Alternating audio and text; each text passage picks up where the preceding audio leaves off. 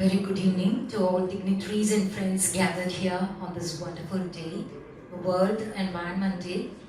Today we remind ourselves the importance of the environment we live in, the indispensability of the natural resources, and the need to put all our efforts together to establish and follow a sustainable way of living. On this wonderful evening, Asset Homes brings to you the second of the series of this year's Beyond Square Feet, a tri-annual lecture series conducted on World Water Day, World Environment Day and World Habitat Day. The lecture series was inaugurated on June 5th, 2015, the World Environment Day by Padma Shri architect G. Shankar. This was followed by a string of lectures with several eminent personalities contributing their valuable inputs and insights on sustainable development. അഭിവന്ദരി, ലോക ജലദിനം, ലോക പരിസ്ഥിതി ദിനം, ലോക പാർപ്പിട ദിനം എന്നിങ്ങനെ വർഷം തോറും 3 തവണയായി അരങ്ങേറുന്ന ലെക്ചർ സീരീസിൽ ഇന്നിവിടെ ലോക പരിസ്ഥിതി ദിനമായ ജൂൺ 5-ന് ഭൂമി ഒരു ആവാസ വ്യവസ്ഥ കൂടിയാണ് എന്ന വിഷയത്തെ ആസ്പദമാക്കിയുള്ള പ്രഭാഷണമാണ് നടക്കാനിരിക്കുന്നത്. ഏവരെയും അസറ്റ് ഹോംസ് ഹാർദമായി സ്വാഗതം ചെയ്യുന്നു. Asset Homes has always been in the forefront in introducing innovations that enhance sustainability in the real estate development sector. ഭവനങ്ങളും പാർപ്പിട സമുച്ചയങ്ങളും സുരക്ഷിതമായും സുന്ദരമായും തലമുറകൾക്ക് കൈമാറാവുന്ന വിധത്തിൽ കെട്ടുറപ്പോടുകൂടി നിർമ്മിക്കുന്ന അസറ്റ് ഹോംസ് ഭവന നിർമ്മാണ രംഗത്ത് ഏറ്റവും വിശ്വസ്ത നാമധേയങ്ങളിലൊന്നാണ്. അസറ്റ് ഹോംസിന്റെ managing director Shri V Sunilkumar അവർ ഇപ്പോൾ വിശിഷ്ടാതിഥിയെയും സദസ്യരെയും സ്വാഗതം ചെയ്യുന്നു. സംരംഭകരിൽ ഉപരിയായി എഴുത്തുകാരൻ, പ്രഭാഷകൻ എന്നീ നിലകളിലും ശ്രദ്ധേയനായ വ്യക്തിയാണ് ശ്രീ സുനിൽകുമാർ. നമസ്കാരം. സാധാരണ വ്യത്യസ്തമായിട്ട് 30 മിനിറ്റ് വൈകിയാണ് നമ്മുടെ ഈ പ്രോഗ്രാം തുടങ്ങാൻ സാധിച്ചത്. ക്ഷമിക്കുക. ബഹുമാന്യരായ ജ്യേഷ്ഠാതിഥികളെ, ഇന്ന് ജൂൺ 5 ലോക പരിസ്ഥിതി ദിനമാണ്. ഏകദേശം 700 കോടിയോളം വരുന്ന മാനവ സമൂഹത്തിൻ്റെ സ്വപ്നങ്ങളുടെ അമ്മയായ ഭൂമിയുടെ പേരിൽ നമ്മൾ ആചരിക്കുന്ന ഈ ദിവസം, ഇന്നതിൻ്റെ സന്ദേശം തന്നെ putting an end to plastic pollution എന്നുള്ളതാണ്. എനിക്ക് നമ്മൾ വന്ന് ഒരു ദിവസം പ്രകൃതിക്ക് വേണ്ടിയും, ഒരു ദിവസം വെള്ളത്തിന് വേണ്ടിയും, ഒരു ദിവസം കുടുംബത്തിന് വേണ്ടിയും, ഒരു ദിവസം ഗാന്ധിക്ക് വേണ്ടിയും എല്ലാം മാറ്റിവെക്കുന്ന ഒരു ലോകത്തിലാണ് നമ്മൾ ജീവിച്ചുകൊണ്ടിരിക്കുന്നത്. കാരണം ഒക്ടോബർ 2 മാത്രമാണ് നമ്മളെ സംബന്ധിച്ചിടത്തോളം ഗാന്ധി ജയന്തി. ഒക്ടോബർ 3 ഗാന്ധിയുമായിട്ട് ബന്ധമില്ല എന്ന് പറഞ്ഞതുപോലെയാണ് ലോക പരിസ്ഥിതി ദിനം ജൂൺ 5-ാം തീയതി നമ്മൾ ആഘോഷിക്കുന്നത്. നമ്മുടെ ശരീരത്തിലെ ഓരോ അവയവവും പോലെയാവണം നമുക്ക് പ്രകൃതിയും എന്നാണ് ആഹ്വാനങ്ങൾ. നമ്മുടെ കണ്ണും കയ്യും എത്ര കരുതലോടെ സംരക്ഷിക്കുന്നു, അതുപോലെ തന്നെ പ്രകൃതിയെയും സംരക്ഷിക്കണം എന്ന് പറയേണ്ട കാലഘട്ടത്തിലാണ് നമ്മൾ ജീവിച്ചുകൊണ്ടിരിക്കുന്നത്. പക്ഷെ എടുത്തു പറയേണ്ട ഒരു കാര്യം എന്ന് പറയുന്നത്, ഇത്ര തിരക്ക് പിടിച്ച എറണാകുളത്തെ ജീവിത സാഹചര്യങ്ങൾക്കിടയിലും വൈകുന്നേരത്തെ ട്രാഫിക് ബ്ലോക്കിനിടയിൽ ഇവിടെ എത്തിച്ചേർന്നിരിക്കുന്ന ഏകദേശം 100 വരുന്ന ആളുകൾ തന്നെ ഈ സങ്കീർണമായ വിഷയത്തോട് നമ്മൾ പ്രകടിപ്പിക്കുന്ന ഗൗരവം വ്യക്തമാക്കുന്നതാണ്. അസറ്റ് ഹോംസിനെ സംബന്ധിച്ചിടത്തോളം ഓരോ ഉപഭോക്താവിനോടും, ഓരോ തൊഴിലാളിയോടും, ഓരോ പ്രോജക്റ്റിനോടും, നിലവിലുള്ള നിയമത്തോടും സമൂഹത്തോടാകെ തന്നെയും റെസ്പോൺസിബിൾ ആയിരിക്കുക എന്നുള്ള അടിസ്ഥാന പ്രമാണത്തിൻ്റെ ഭാഗമാണ് പ്രകൃതിയോടും ഉത്തരവാദിത്വ ബോധമുള്ളവരായിരിക്കുക എന്നുള്ളത്. ഏത് അടിസ്ഥാന വിശ്വാസത്തിൻ്റെ കാര്യത്തിലാണെങ്കിലും പ്രവർത്തനത്തിൻ്റെ ഒപ്പം വേണ്ട ഘടകമാണ് പ്രഭാഷണങ്ങൾ. കാരണം ചിന്താശകലങ്ങൾ സംരക്ഷണം ചെയ്യപ്പെടുമ്പോൾ സംഭവിക്കുന്ന ആശയങ്ങളുടെ വിലയിരുത്തലുകളാണ്. നല്ല പ്രഭാഷകന്റെ ഓരോ വാക്കും, ഓരോ വരിയും യഥാർത്ഥത്തിൽ ഓരോ ആഹ്വാനങ്ങളാണ്. ഇന്ന് ഈ വേദിയിൽ നിന്ന് ഉയരുന്ന ഒരു വാചകമെങ്കിലും ഇവിടെ കൂടിയിരിക്കുന്ന ഒരു മനുഷ്യനെയെങ്കിലും സ്വാധീനിക്കാൻ കഴിയുന്നുണ്ട് എന്നുണ്ടെങ്കിൽ ഞങ്ങളുടെ ഈ പ്രയത്നം ഗുണകരമായി എന്ന് ഞങ്ങൾ വിശ്വസിക്കുകയാണ്. അസറ്റ് ഹോംസിന്റെ 31ാമത്തെ ഈ പ്രഭാഷണ പരമ്പരയിലെ 31ാമത്തെ പ്രഭാഷണമാണ് ഇന്ന് ഈ വേദിയിൽ നടക്കാൻ പോകുന്നത്. ബിയോണ്ട് സ്ക്വയർ ഫീറ്റ് എന്ന പദം ഒരു നിർമ്മാതാവ് ഉച്ചരിക്കുമ്പോൾ തന്നെ അതിന് കൂടുതൽ വിശദീകരണങ്ങൾ ആവശ്യമില്ലാതാവുകയാണ്. ആ വാചകത്തിന്റെ അന്തസത്ത പൂർണ്ണമായും എല്ലാ അർത്ഥത്തിലും ഉൾക്കൊണ്ടുകൊണ്ട് തന്നെയാണ് എല്ലാ വർഷവും 3 ദിവസങ്ങളിൽ അസറ്റ് ഹോംസ് ഈ പ്രോഗ്രാം സംഘടിപ്പിക്കുന്നുണ്ട്. June 5 world environment day, October 5 world habitat day, March 22 world water day എന്നീ ദിവസങ്ങളിലാണ് ഈ പ്രഭാഷണ പരമ്പര നടന്നുകൊണ്ടിരിക്കുന്നത്. ഇതിൻ്റെ മുൻ എഡിഷനുകളിൽ പ്രമുഖ ആർക്കിടെക്റ്റുകളായിട്ടുള്ള Shri S K Das, Shri Madhav Joshi, Padmashri architect G Shankar തുടങ്ങിയ പ്രമുഖർ ഉൾപ്പെടെ, ശശി തരൂർ ഉൾപ്പെടെയുള്ള ശ്രീ സുനിൽ പിഴാണോ എല്ലാം ഉൾപ്പെടെയുള്ള പല പ്രമുഖ പ്രഭാഷകരും ഈ വേദിയെ അലങ്കരിച്ചിട്ടുണ്ട്. ഇന്ന് ഈ പ്രഭാഷണ പരമ്പരയിൽ ഇന്നത്തെ മുഖ്യ പ്രഭാഷണം നിർവഹിക്കുന്നതിന് എത്തിച്ചേർന്നിരിക്കുന്നത് അതിന് ഏറ്റവും അനുയോജ്യനായിട്ടുള്ള ഒരു വ്യക്തി തന്നെയാണ് ശ്രീ പി എൻ ഗോപികൃഷ്ണൻ. എഴുത്തുകാരൻ എന്നുള്ള നിലയിലും ഒരു കവി എന്നുള്ള നിലയിലും ചിന്തകൻ എന്നുള്ള നിലയിലും കേരളത്തിലെ ഇന്ത്യയിലെ തന്നെ സാമൂഹ്യ രാഷ്ട്രീയ വിമർശകൻ എന്നുള്ള നിലയിലുമെല്ലാം അദ്ദേഹം നമുക്ക് സുപരിചിതനാണ്. കേരള സാഹിത്യ അക്കാദമി അവാർഡ് ജേതാവ് കൂടിയായിട്ടുള്ള ശ്രീ മഹാകവി കുട്ടമത്ത് അവാർഡ്, ഓടക്കുഴൽ അവാർഡ്, മുല്ലനഴി പുരസ്കാരം, കുഞ്ഞുണ്ണി സ്മൃതി അവാർഡ്, NV കൃഷ്ണവാര്യ അവാർഡുകളെല്ലാം ജേതാവ് കൂടിയായിട്ടുള്ള ശ്രീ പി എൻ ഗോപികൃഷ്ണനെ ഏറെ ആദരവോട് കൂടിയിട്ട് ഞാൻ ഈ വേദിയിലേക്ക് സ്വാഗതം ചെയ്യുന്നു.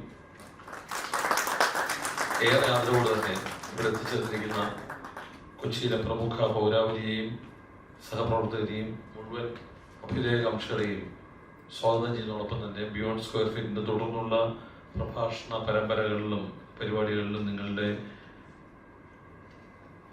സഹകരണവും പ്രതീക്ഷിച്ചുകൊണ്ട് ഞാൻ യോഗങ്ങൾ അവസാനിപ്പിക്കുന്നു. നന്ദി, നമസ്കാരം. Ladies and gentlemen, now we come to the most important part of today's event, the lecture by our distinguished speaker. മലയാളത്തിലെ ഉത്തരാധുനിക കവികളിൽ ഏറെ പ്രശസ്തനാണ് ശ്രീ പി എൻ ഗോപികൃഷ്ണൻ.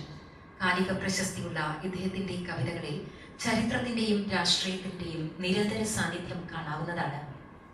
കൊടുങ്ങല്ലൂരിനടുത്ത് ശ്രീനാരായണപുരത്ത് ശ്രീ പി കെ നാരായണന്റെയും ശ്രീമതി VS സരസ്വതിയുടെയും മകനായി ജനിച്ച ഇദ്ദേഹം GLPS Pappanavattam, HS Panangad, Christ college Irinjalakuda, government engineering college Thrissur, SN college Nattika എന്നിവിടങ്ങളിലായി വിദ്യാഭ്യാസം പൂർത്തിയാക്കി. ഇപ്പോൾ കേരള സ്റ്റേറ്റ് ഫിനാൻഷ്യൽ എന്റർപ്രൈസിൽ സേവനമനുഷ്ഠിച്ചു വരുന്നു.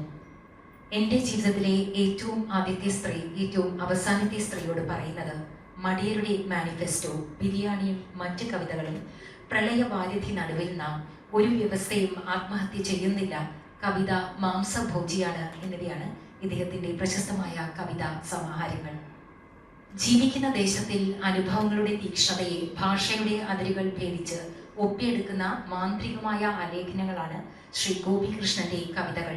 നമ്മുടെ കാലത്തിന്റെ സത്യയെ മൂടുന്ന പ്രച്ഛന്ന വേഷങ്ങളുടെ അടരുകൾ ചീന്തിയെറിയുന്ന സാമൂഹിക യാഥാർത്ഥ്യങ്ങളുടെയും ദർശനങ്ങളുടെയും ആഴമേറിയ ദർപ്പണങ്ങളാണ് എന്നാണ് കവിത മാംസഭോജിയാണ് എന്ന കവിതാ സമാഹാരത്തിലെ ഗുരുവായൂരപ്പൻ ട്രസ്റ്റിന്റെ 2023 ഓടക്കുഴൽ അവാർഡിനായി തിരഞ്ഞെടുത്തുകൊണ്ട് അവാർഡ് നിർണയ സമിതി വിലയിരുത്തിയത്. ദൈവത്തെ മാറ്റി എഴുതുമ്പോൾ ഗുരുവും ആശാനും പിൻഗാമികളും എന്നീ ലേഖന സമാഹാരങ്ങളും ആഴത്തിലുള്ള മറ്റു പഠനങ്ങളും വിവർത്തനങ്ങളും ഇദ്ദേഹത്തിൻ്റെതായുണ്ട്. കേരള സാഹിത്യ അക്കാദമി പുരസ്കാരം, അയനം A. അയ്യപ്പൻ പുരസ്കാരം, K. ദാമോദരൻ പുരസ്കാരം, മുല്ലനേഴി പുരസ്കാരം, K. ബാലകൃഷ്ണൻ നമ്പ്യാർ പുരസ്കാരം, അബുദാബി ശക്തി അവാർഡ്, കടമനിട്ട പുരസ്കാരം, കേരള ഭാഷാ ഇൻസ്റ്റിറ്റ്യൂട്ടിന്റെ NV കൃഷ്ണവാര്യർ പുരസ്കാരം, വൈക്കം ചന്ദ്രശേഖരൻ നായർ പുരസ്കാരം, MN വിജയൻ പുരസ്കാരം, കണ്ണൂർ സർവകലാശാലയുടെ ഡോക്ടർ PK രാജൻ പുരസ്കാരം, കുഞ്ഞുണ്ണി സ്മൃതി പുരസ്കാരം എന്നിങ്ങനെ ഒട്ടേറെ അവാർഡുകളും കീർത്തികളും ബഹുമതികളും ഇദ്ദേഹത്തിന്റെ രചനകളെ തേടിയെത്തിയിട്ടുണ്ട്. എല്ലാ നാഗരികതയും മണ്ണിനടിയിൽ പോകുമ്പോഴും കവിത മുന്നോട്ട് പോകുമെന്നും വരും തലമുറയ്ക്കായി നമ്മൾ കൈമാറുന്ന ഒന്നാണ് കവിതയെന്നും ലോകത്തിലെ എല്ലാ കവികളും സംസാരിക്കുന്ന ഭാഷ ഒന്നാണെന്നും കവിത ഇന്നിന്റെ ആവശ്യമാണെന്നും വിശ്വസിക്കുന്ന പ്രശസ്ത കവി ശ്രീ പി എൻ ഗോപികൃഷ്ണൻ ഇപ്പോൾ അസറ്റ് ഹോംസിന്റെ ബിയോണ്ട് സ്ക്വയർ ഫീറ്റ് എന്ന പ്രഭാഷണ പരമ്പരയിലെ 31ാമത് പതിപ്പിൽ ഭൂമി ഒരു ആവാസ വ്യവസ്ഥ കൂടിയാണ് എന്ന വിഷയത്തെ ആസ്പദമാക്കി പ്രഭാഷണം നടത്തുന്നു. ഏറ്റവും ആദരവോടുകൂടി അദ്ദേഹത്തെ വേദിയിലേക്ക് ക്ഷണിച്ചുകൊണ്ട് ബഹുമാനപ്പെട്ട സുനിൽകുമാർ, മറ്റ് പ്രിയപ്പെട്ടവരെ, ആദ്യമായി എന്നെ ഇങ്ങനെ വളരെ പ്രധാനപ്പെട്ട ഒരു പ്രഭാഷണ പരമ്പരയിലെ ഇത്തവണത്തെ പ്രഭാഷണം നിർവഹിക്കാൻ ക്ഷണിച്ചതിന് പിന്നെ പിന്നിൽ പ്രവർത്തിച്ച എല്ലാവരോടുമുള്ള എൻ്റെ നന്ദി രേഖപ്പെടുത്തുന്നു. ആദ്യം പറയേണ്ട ഒരു കാര്യം, ഞാൻ ഒരു പരിസ്ഥിതി ശാസ്ത്രജ്ഞനോ പരിസ്ഥിതി വിഷയത്തിൽ എന്തെങ്കിലും തരത്തിലുള്ള ആഴത്തിലുള്ള അറിവോ ഉള്ള ഒരാളല്ല. പിന്നെ എന്തുകൊണ്ട് ഈ ക്ഷണം സ്വീകരിച്ചു എന്ന് ചോദിച്ചാൽ അതിനൊറ്റ കാര്യമേ ഉള്ളൂ. അത് വളരെ പ്രിയപ്പെട്ട എഴുത്തുകാരനായ കാൾ സാഗൻ, അദ്ദേഹം ഒരു പുസ്തകം എഴുതിയിട്ടുണ്ട്. നിങ്ങൾക്കൊക്കെ പരിചയമുള്ള പുസ്തകമായിരിക്കും, എ പെയിൽ ബ്ലൂ ഡോട്ട് എന്ന് പറയുന്ന പുസ്തകം. ഇത് ഭൂമിയെ വിശേഷിപ്പിക്കുന്ന ഒരു പദമാണ്, വിളറിയ നീല പൊട്ട് എന്ന് പറയുന്ന പദം. അത് വോയേജർ 2 എന്ന് പറയുന്ന ബഹിരാകാശ പേടകം ഏതാണ്ട് 6.4 ബില്യൺ കിലോമീറ്റർ മുകളിൽ നിന്ന് ഭൂമിയുടെ ഒരു പടം എടുക്കേണ്ടായി. 1990-ലാണ് നാസ ആ പടം പുറത്തുവിട്ടത്. ആ ചിത്രത്തില് ഭൂമി എന്ന് പറഞ്ഞാൽ ഒരു ചെറിയ നീലപ്പൊട്ടാണ്, വളരെ ചെറിയ. നമ്മൾ സൂക്ഷിച്ചു നോക്കിയാലേ ആ ചിത്രത്തിൽ ഭൂമിയെ കണ്ടുപിടിക്കാൻ പറ്റുള്ളൂ. അപ്പോ ഈ സൂര്യരശ്മിയുടെ ഉള്ളിൽ കുടുങ്ങി കിടക്കുന്ന ഒരു നീലപ്പൊട്ടായിട്ടാണ് ഭൂമിയെ ഇത്ര മുകളിൽ നിന്ന് ഈ വോയേജർ 2 എന്ന് പറയുന്ന പേടകം അതിന്റെ ഫോട്ടോയിൽ കാണുന്നത്. അപ്പോ കാൾ സാഗൻ അന്ന് പറഞ്ഞു,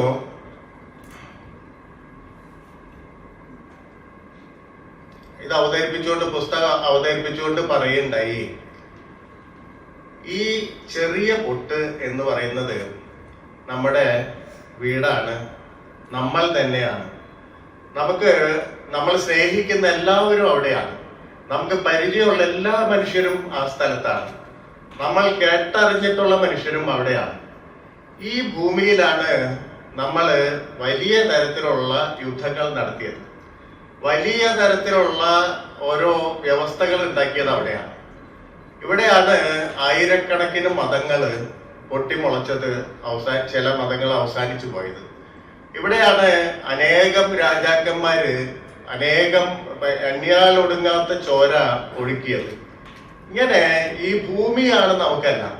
ഈ ഭൂമിയിലാണ് എല്ലാ നാടകങ്ങളും, നമ്മുടെ മനുഷ്യന്റെ ഉള്ളിൽ പെടുന്ന, മനുഷ്യരാശിയുടെ ഉള്ളിൽ നടന്നിട്ടുള്ള എല്ലാത്തരം നാടകങ്ങളും എല്ലാ ഡ്രാമയും നടന്ന ഒരു സ്ഥലം. അതിന്റെ വേദി ഈ പറയുന്ന നീലപ്പൊട്ടാണ്. ഈ പറയുന്ന സൂര്യരശ്മിക്കുള്ളിൽ കുടുങ്ങിക്കെടുക്കുന്ന, വളരെ അകലെന്ന് നോക്കുമ്പോൾ ഒരു ചെറിയ ഡോട്ടായിട്ട് കാണുന്ന ഈ സ്ഥലത്താണ് നമുക്ക് അറിയാവുന്ന തരത്തിലുള്ള എല്ലാ ജ്ഞാനവും എല്ലാ വിഡ്ഢിത്തവും എല്ലാ തരത്തിലുള്ള മനുഷ്യ വികാരങ്ങളും ഒക്കെ അരങ്ങേറുന്ന സ്ഥലമാണ്. അപ്പൊ അങ്ങനെയുള്ള ഒരു സ്ഥലം, ഈ പ്ലാനറ്റ് എന്ന് പറയുന്നത് നമുക്ക് അറിയാവുന്ന തരത്തില് ഭൂമിയിൽ ഇപ്പം പ്രപഞ്ചത്തില് ജീവൻ ആകെ ഉള്ള ഒരു സ്ഥലം അതാണെന്നാണ് വെപ്പ്. നമുക്ക് അറിഞ്ഞുകൂടാ, നമ്മുടെ അറിവില് ഇവിടെ മാത്രമേ ജീവൻ എന്ന് പറയുന്ന പ്രതിഭാസമുള്ളൂ. അപ്പൊ അതുകൊണ്ട് ഈ ഭൂമിയെ പറ്റി സംസാരിക്കാൻ എല്ലാവർക്കും അവകാശമുണ്ടെന്ന് പറയുന്ന ന്യായത്തിന് പുറത്താണ് ഞാനിവിടെ കയറി നിൽക്കുന്നത്.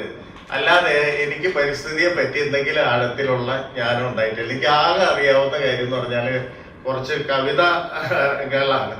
ഈ കവിതകളുടെ ഒരു പ്രത്യേകത എന്താ വെച്ച് കഴിഞ്ഞാൽ, ലോകത്തെല്ലായിടത്തും കവിതകൾ എന്ന് പറഞ്ഞാൽ അത് സാധാരണഗതിയിൽ മലയാളത്തിൽ ഒരു തെറ്റിദ്ധാരണ ഉള്ളത്, കവിത എന്തോ രസിക്കാനുള്ള ഒരു കാര്യമാണ്, നമുക്ക് ഏതെങ്കിലും സമയത്ത് രസിച്ച് കേൾക്കാനുള്ള ഒരു കാര്യമാണ്. കവിത യഥാർത്ഥത്തിൽ സൂക്ഷിച്ചു നോക്കിയാൽ നിങ്ങൾക്ക് മനസ്സിലാവും, അത് പ്രത്യേക രീതിയിൽ ലോകത്തിനെ കാണുന്ന ഒരു രീതിയാണ്. പ്രത്യേക രീതിയിൽ ലോകത്തെ എന്ന് പറഞ്ഞാല് ഈ പറഞ്ഞിട്ടുള്ള നമുക്കറിയാവുന്ന രീതികളിലല്ലാതെ ലോകത്തെ കാണാനുള്ള ഒരു ശ്രമമാണ് കവിതകൾ നിർവഹിക്കുന്നതെന്നാണ് എൻ്റെ പക്ഷം.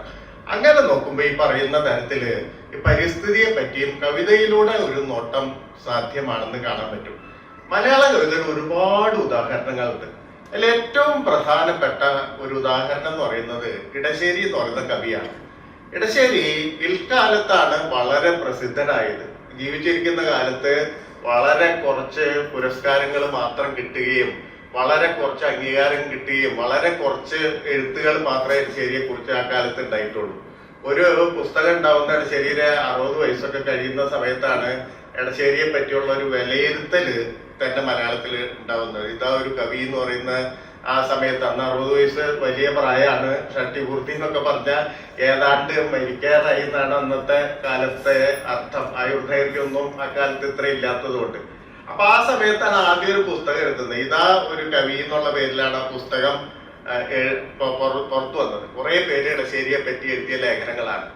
അപ്പൊ എടശ്ശേരി ഈ ജീവിതത്തിലും ഒരു ചെറിയ ജോലി ചെയ്ത് ജീവിച്ച ആളാണ്. വക്കീൽ ഗുമസ്തനായിരുന്നു. വക്കീൽ ഗുമസ്തനായതുകൊണ്ട് എടശ്ശേരിയുടെ കവിതയ്ക്കൊക്കെ വലിയ പ്രത്യേകതയുണ്ട്. ഇപ്പൊ നമുക്കറിയാവുന്ന ഒരു കവിത കുറ്റിപ്പുറം പാലം എന്ന് പറയുന്ന ഒരു പ്രധാനപ്പെട്ട കവിതയാണ്. അപ്പൊ കുറ്റിപ്പുറം പാലം അക്കാലത്ത് നിർമ്മിക്കാൻ എത്ര രൂപയായി എന്ന് അറിയണമെങ്കിൽ നമ്മൾ പഴയ ഡോക്യുമെന്റ്സ് ഒന്നും തരേണ്ട കാര്യമില്ല. ഈ കവിത വായിച്ചാൽ മതി. അതിന്റെ ആദ്യത്തെ വരി 23 ലക്ഷം ഇപ്പോൾ ചെലവാക്കി നിർമ്മിച്ച പാലത്തിന്മേൽ നിന്നാണ്.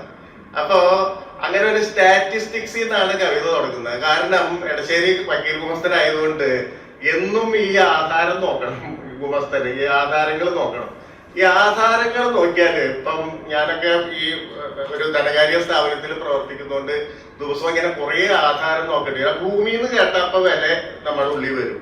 അപ്പൊ ഈ ഒരു സംഗതി വന്നപ്പോ അതിനെ ഈ പറയുന്നതിന്റെ വാല്യൂ ആയിട്ട് അതിന്റെ വിലയായിട്ട് ഇക്വേറ്റ് ചെയ്യാനുള്ള ഒരു ശ്രമം എപ്പോഴും തന്നെത്താൻ അത് അബോധത്തിൽ നിന്ന് വരുന്നതാണ്, അൺകോൺഷ്യസിൽ നിന്ന് വരുന്നതാണ്, അല്ലാതെ ബോധതലത്തിൽ നിന്ന് വരുന്നതല്ല. അപ്പൊ അതുകൊണ്ട് വളരെ കൃത്യമായിട്ട് ആദ്യം ഒരു സ്റ്റാറ്റിസ്റ്റിക്സിൽ നിന്നാണ് ആ കവിത തുടങ്ങുന്നത്. ആ കവിത എത്രയോ വലിയ കവിതയാണെന്ന് ഓർക്കണം. മലയാളത്തില് ആദ്യമായിട്ട് ഒരു പരിസ്ഥിതി കവിത എന്നൊക്കെ വിളിക്കാവുന്ന ഒരു ആഴത്തിലെ പരിസ്ഥിതി കവിത എന്ന് വിളിക്കാവുന്ന ഒരു സംഗതി അതാണെന്ന് ഓർക്കണം. ആ കവിത തുടങ്ങുന്നത് ഏതാണ്? 23 ലക്ഷം ഇപ്പോൾ ചെലവാക്കി നിർമ്മിച്ച പാലത്തിന്മേലാണ്.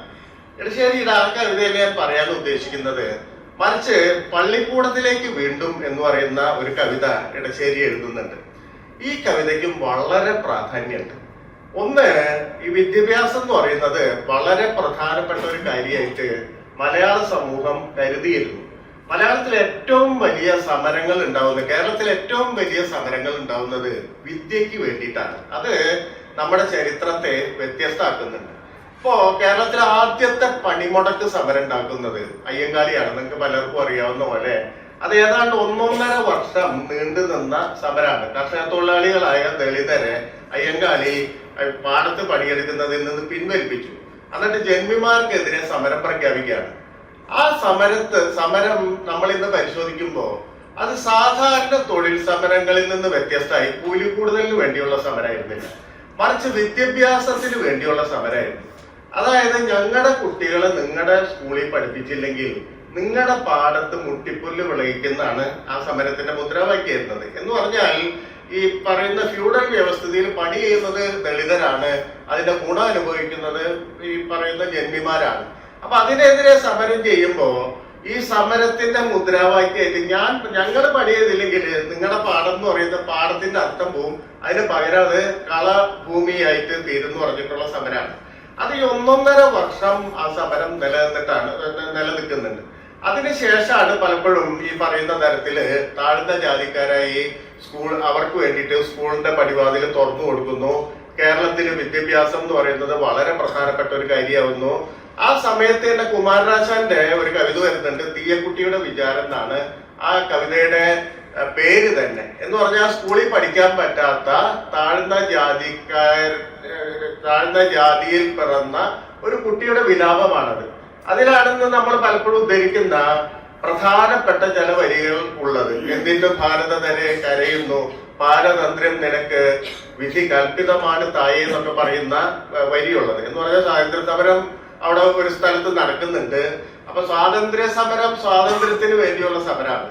പക്ഷെ അതേസമയം ഇന്ത്യയുടെ ഒരു സമൂഹത്തിന്റെ ഘടന അനുസരിച്ച് ആ സ്വാതന്ത്ര്യം എന്ന് പറയുന്നത് വൈദേശിക ആധിപത്യം അവസാനിച്ച് കിട്ടുന്നതല്ല, മറിച്ച് ഈ സമൂഹഘടന പൊളിച്ചെഴുതിയാൽ മാത്രമേ സ്വാതന്ത്ര്യം കിട്ടുള്ളൂ. അതുകൊണ്ട് പാരതന്ത്ര്യം എന്ന് പറയുന്നത് ഇന്ത്യയിൽ വിധി കൽപ്പിതമാണ്, അല്ലാതെ ഇത് ഈ പറയുന്ന വൈദേശികർ ഉണ്ടാക്കിയിട്ടില്ല എന്ന് പറയുന്ന ഒരു സന്ദേശമാണ് ഇതിൽ കൂടെയൊക്കെ നൽകുന്നത്. അങ്ങനെ വലിയ സമരങ്ങളിൽ കൂടിയാണ് നമുക്ക് വിദ്യാലയ പ്രവേശം കിട്ടുന്നത്, സാർവത്രിക വിദ്യാഭ്യാസം എല്ലാവർക്കും ലഭിക്കുന്നത്.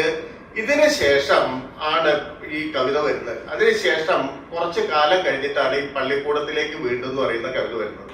എന്ന് പറഞ്ഞാൽ അതുവരെ വിദ്യ എന്ന് പറഞ്ഞാൽ അത് വലിയ സ്വാതന്ത്ര്യത്തിന്റെയും പ്രബുദ്ധതയുടെയും ഒരു പ്രധാനപ്പെട്ട മാധ്യമമായിട്ട് കണക്കാക്കിയിരുന്നു. വിദ്യയിലൂടെ സ്വതന്ത്രരാവുക, വിദ്യയിലൂടെ പ്രബുദ്ധരാവുക എന്നുള്ളതായിരുന്നു നമ്മുടെ നവോത്ഥാനത്തിന്റെ കേന്ദ്ര മുദ്രാവാക്യം എന്ന് പറയുന്നത്. അങ്ങനെയാണ് മനുഷ്യർ സ്വതന്ത്രരാവുള്ളൂ.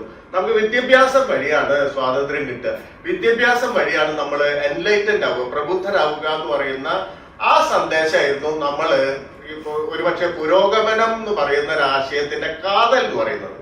ഇതിനെതിരെ വലിയൊരു വിമർശനം ഈ പള്ളിക്കൂടത്തിലേക്ക് വീണ്ടും എന്ന് പറയുന്ന കവിതയിലാണ് ഒരുപക്ഷെ മലയാള കവിതാ ചരിത്രത്തിൽ വരുന്നത്. എന്ന് പറഞ്ഞാൽ വിദ്യ എന്ന് പറഞ്ഞാൽ അത്ര സ്വാതന്ത്ര്യം തരുന്ന, അത്ര പ്രധാനപ്പെട്ട, അല്ലെങ്കിൽ അത് നവോത്ഥാനത്തിൽ കണ്ട പോലെയുള്ള സ്വാതന്ത്ര്യത്തിന്റെ നിരുപാധികമായ ഒരു ഉപാധിയല്ല, മറിച്ച് അതൊരു പ്രത്യയശാസ്ത്ര പരികല്പനയാണ്. അതൊരു പ്രത്യേക തരത്തിലുള്ള വാർത്തെടുക്കലാണ് വിദ്യയിലൂടെ നടക്കുന്നത്. പിൽക്കാലത്ത് നമ്മൾ പുറത്തെ പുസ്തകങ്ങളൊക്കെ വായിക്കുമ്പോൾ ഐഡിയോളജിക്കൽ അപ്പാരറ്റസ് എന്നൊക്കെ പറയുന്ന അൽത്തൂസറിന്റെ സങ്കല്പമൊക്കെ വരുന്നുണ്ട്. എന്ന് പറഞ്ഞാല് നിങ്ങൾ വിദ്യാലയത്തിൽ പോയി നിങ്ങൾ വിദ്യ അഭ്യസിക്കുമ്പോ ഒരു സിസ്റ്റത്തിന്, അന്ന് ഏത് സിസ്റ്റമാണോ ഏറ്റവും പ്രധാനപ്പെട്ടതായിട്ട് നിൽക്കുന്നത്, ഏറ്റവും മുഖ്യമായിട്ട് നിൽക്കുന്നത്, ആ സിസ്റ്റത്തിനനുസരിച്ച്, ആ വ്യവസ്ഥയ്ക്കനുസരിച്ച് നിങ്ങളെ വാർത്തെടുക്കുന്ന ഒരു പ്രക്രിയ കൂടിയാണ് വിദ്യാഭ്യാസം എന്ന് പറയുന്ന തരത്തിലുള്ള കാഴ്ചപ്പാടുകളൊക്കെ പിൽക്കാലത്ത് നമ്മള് പ്രത്യേകിച്ച് ഈ ഫ്രാങ്ക്ഫർട്ട് സ്കൂൾ എന്നൊക്കെ പറയുന്ന ആ സൈദ്ധാന്തിക പുസ്തകങ്ങളിൽ ഇത് പഠിക്കുന്നുണ്ട്. ജർമ്മനിയിൽ നിന്ന് വരുന്ന തത്വശാസ്ത്രജ്ഞരൊക്കെ പറയുന്നുണ്ട്. ഇത് ഇടശ്ശേരി ഒരു പ്രത്യേക രീതിയിൽ പള്ളിക്കൂടത്തിലേക്ക് വീണ്ടും എന്ന് പറയുന്ന കവിതയില് കാണുന്നുണ്ട്. പള്ളിക്കൂടത്തിലേക്ക് വീണ്ടും എന്ന് പറയുന്ന കവിത വളരെ ലളിതമായ ഒരു കവിതയാണ് ഒരർത്ഥത്തിൽ നോക്കിയാൽ. എന്ന് പറഞ്ഞാല് ഇപ്പൊ ഈ ജൂൺ മാസമാണ് ഇപ്പൊ നമ്മൾ ഈ സംസാരിക്കുന്നത്. ജൂൺ മാസമാണ് നമ്മുടെ സ്കൂൾ തുറക്കുന്ന മാസം എന്ന് പറഞ്ഞാൽ. സ്കൂൾ തുറക്കുമ്പോ എല്ലാ കൊല്ലവും നമ്മള് ഈ പത്രം എടുത്ത് നോക്കിക്കഴിഞ്ഞാൽ ആദ്യത്തെ വാർത്ത പള്ളിക്കൂട പ്രവേശനത്തിനെ പറ്റിയുള്ള വാർത്തയായിരിക്കും. 3 ലക്ഷം കുഞ്ഞുങ്ങൾ ഇതാ വിദ്യാലയത്തിൽ എത്തുന്നു എന്നൊക്കെ പറയുന്ന വാർത്തയായിരിക്കും. എന്ന് പറഞ്ഞാൽ എല്ലാ കൊല്ലവും ഈ വിദ്യ എന്ന് പറയുന്ന ഒരു എടുപ്പിലേക്ക്, ഒരു ആർക്കിടെക്ചറിലേക്ക് നമ്മൾ കുറെ ആൾക്കാരെ പ്രവേശിപ്പിക്കുകയാണ്. അങ്ങനെ ഒരു സന്ദർഭമാണ് ഈ കവിതയുടെ സന്ദർഭം എന്ന് പറയുന്നത്. പള്ളിക്കൂടത്തിലേക്ക് വീണ്ടും എന്ന് പറയുന്ന കവിതയുടെ സന്ദർഭം എന്ന് പറഞ്ഞാൽ 5 വയസ്സിലാണ് അന്ന് സ്കൂളിൽ സാധാരണ ചേർക്ക്. ഇപ്പൊ കുറെ കൂടി മുമ്പായി 3 വയസ്സിലൊക്കെ ചേർത്ത് തുടങ്ങി. അന്ന് 1ാം ക്ലാസ് തുടങ്ങുന്ന 5 വയസ്സിലാണ്. ഇപ്പൊ ഞാനൊക്കെ 5ാം വയസ്സിലാണ് പോയിട്ട്, ഇവിടെ കൂടിയിരിക്കുന്ന മിക്കവാറും പേര് 5ാം വയസ്സിലായിരിക്കും ചേർന്നിട്ടുണ്ടാവും. അപ്പൊ 5ാം വയസ്സിൽ ഒരു അച്ഛൻ മകനെ സ്കൂളിലേക്ക് പറഞ്ഞയക്കുകയാണ്. ആദ്യത്തെ ദിവസമാണ് ഈ കവിതയുടെ ഒരു സന്ദർഭം എന്ന് പറയുന്നത്. അതിൽ ഏതാനും വരികൾ ഞാൻ വായിക്കാം. അച്ഛനോ ദൂനമാണിന്നു ചിത്തം, കൊച്ചു സുഹർമണേ നിന്റെ പേരിൽ, പൂടിമുറ്റത്തതാ പൂക്കൾ തൂകി, പൂമ്പാറ്റകൾക്ക് കുടീരമായി, കാഞ്ചനാവയിലും നുണച്ചിറക്കി കാണൂ മലരിതൻ ചില്ലയിന്മേൽ, നിന്നെയും കാത്തു പതിവ് പോലെ വന്നിരിക്കുന്നുണ്ടിളങ്കിളികൾ, പ്രേഷ്ഠരവരോട് യാത്ര ചൊല്ലൂ പേച്ചറിയുന്നവർ നിങ്ങൾ തമ്മിൽ, നീ പോയി പഠിച്ചു വരുമ്പോഴേക്കും നിങ്ങൾ അന്യോന്യം മറന്നിരിക്കും, പോയി നാം ഇത്തിരി വ്യാകരണം വായിലാക്കിയിട്ടു വരുന്നു മന്ദം, നാവിൽ നിന്ന് അപ്പോഴേ പോയി മറഞ്ഞു നാനാ ജഗന്മനോ രമ്യഭാഷ, 50 കൊല്ലം മുമ്പ് ആര് തമ്മിൽ കമ്പം പിടിക്കും കളിമ്പമാർന്നു, പുസ്തകജ്ഞാനം അവരെ മർത്യ പുത്രനും തിര്യക്കു മാറ്റി, വിഭേദ ബുദ്ധിയിൽ ആഭിജാത്യ ശബ്ദാഭിമാനവും മേഘനാർന്നു. ഇങ്ങനെയാണ് കവിത തുടങ്ങുന്നത്. എന്ന് പറഞ്ഞാൽ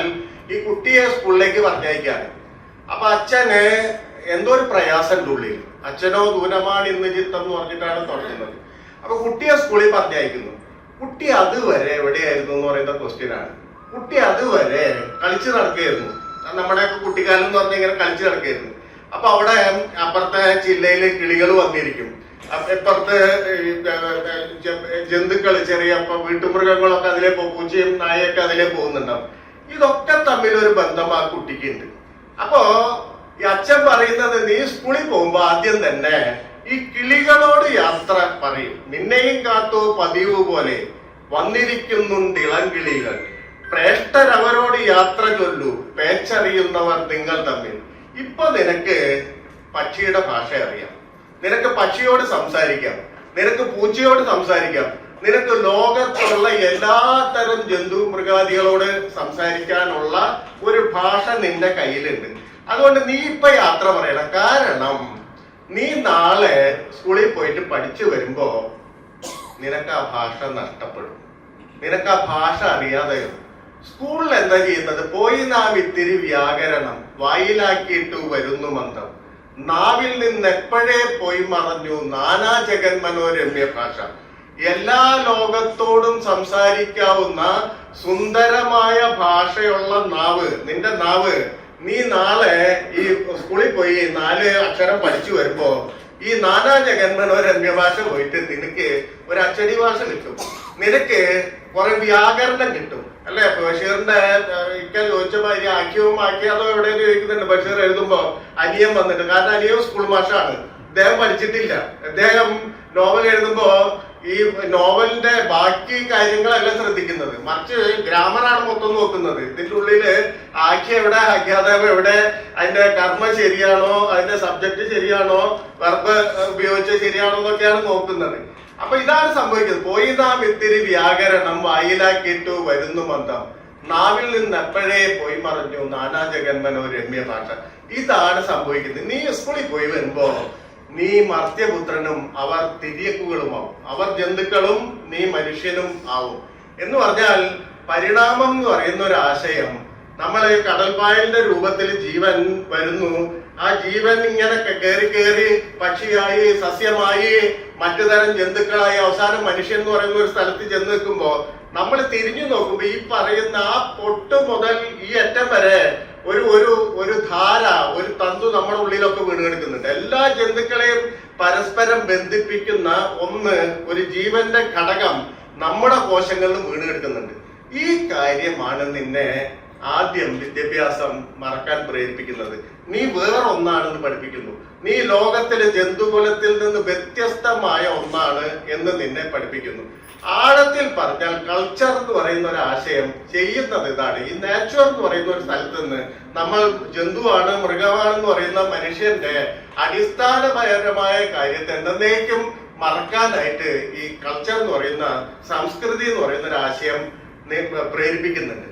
ഇത് വലിയ വിദ്യാവിമർശനാണ്. ഇത് പിൽക്കാലത്ത് പലതരത്തിൽ ലോകത്തിന്റെ വിവിധ ഭാഗത്തുള്ള ആൾക്കാര് വികസിപ്പിച്ചെടുത്തിട്ടുണ്ട്. നിങ്ങള് ഈ പറയുന്ന നിങ്ങളുടെ ആദിമമായ ഓർമ്മ, നിങ്ങളുടെ കോശങ്ങളിൽ അടയാളപ്പെടുത്തിയ ഓർമ്മ, നിങ്ങളുടെ തലച്ചോറിൽ രേഖപ്പെടുത്തിയ ഓർമ്മ എന്ന് പറയുന്നത് ഈ പറയുന്ന ഒരു വലിയ കുലത്തിലെ അംഗമാണ് ഞാൻ. ജീവൻ എന്ന് പറയുന്ന ഈ ജീവന്റെ വിവിധ രൂപങ്ങളിൽപ്പെട്ട ഒന്ന് മാത്രമാണ് മനുഷ്യൻ എന്ന് പറയുന്നത് നമ്മൾ മറന്നുപോകും. മറിച്ച് നമ്മളാണ് എല്ലാം നിർണയിക്കുന്നത് എന്ന് പറയുന്ന തരത്തിലേക്ക് നമ്മളെ ഉയർത്തി വെക്കും. ഈ ഉയർത്തി വെക്കലാണ് മനുഷ്യന്റെ എല്ലാ ആക്ടിവിറ്റീസ്, കൾച്ചറൽ ആയിട്ടുള്ള എല്ലാ ആക്ടിവിറ്റീസും യഥാർത്ഥത്തിൽ ചെയ്യുന്നതെന്ന് പറയാം. ഈ കാര്യമാണ് യഥാർത്ഥത്തിൽ പരിസ്ഥിതി ദിനത്തിൽ ഓർക്കേണ്ട ഒരു കാര്യം എന്ന് പറയുന്നത്. നമ്മളും അവരും തമ്മിലുള്ള ബന്ധമുണ്ട്. ഈ അവർ എന്ന് പറഞ്ഞാല് ആ അവരുടെയാണ് നമ്മൾ നേച്ചർ എന്ന് പറയുന്നത്, നമ്മൾ പ്രകൃതി എന്ന് പറയുന്നത്. പലതരത്തില് അതിൽ ചരങ്ങളുണ്ടാവും, അചരങ്ങളുണ്ടാവും, ഇതെല്ലാം ചേർന്നിട്ടുള്ള ഒരു സംഗതിയാണ്.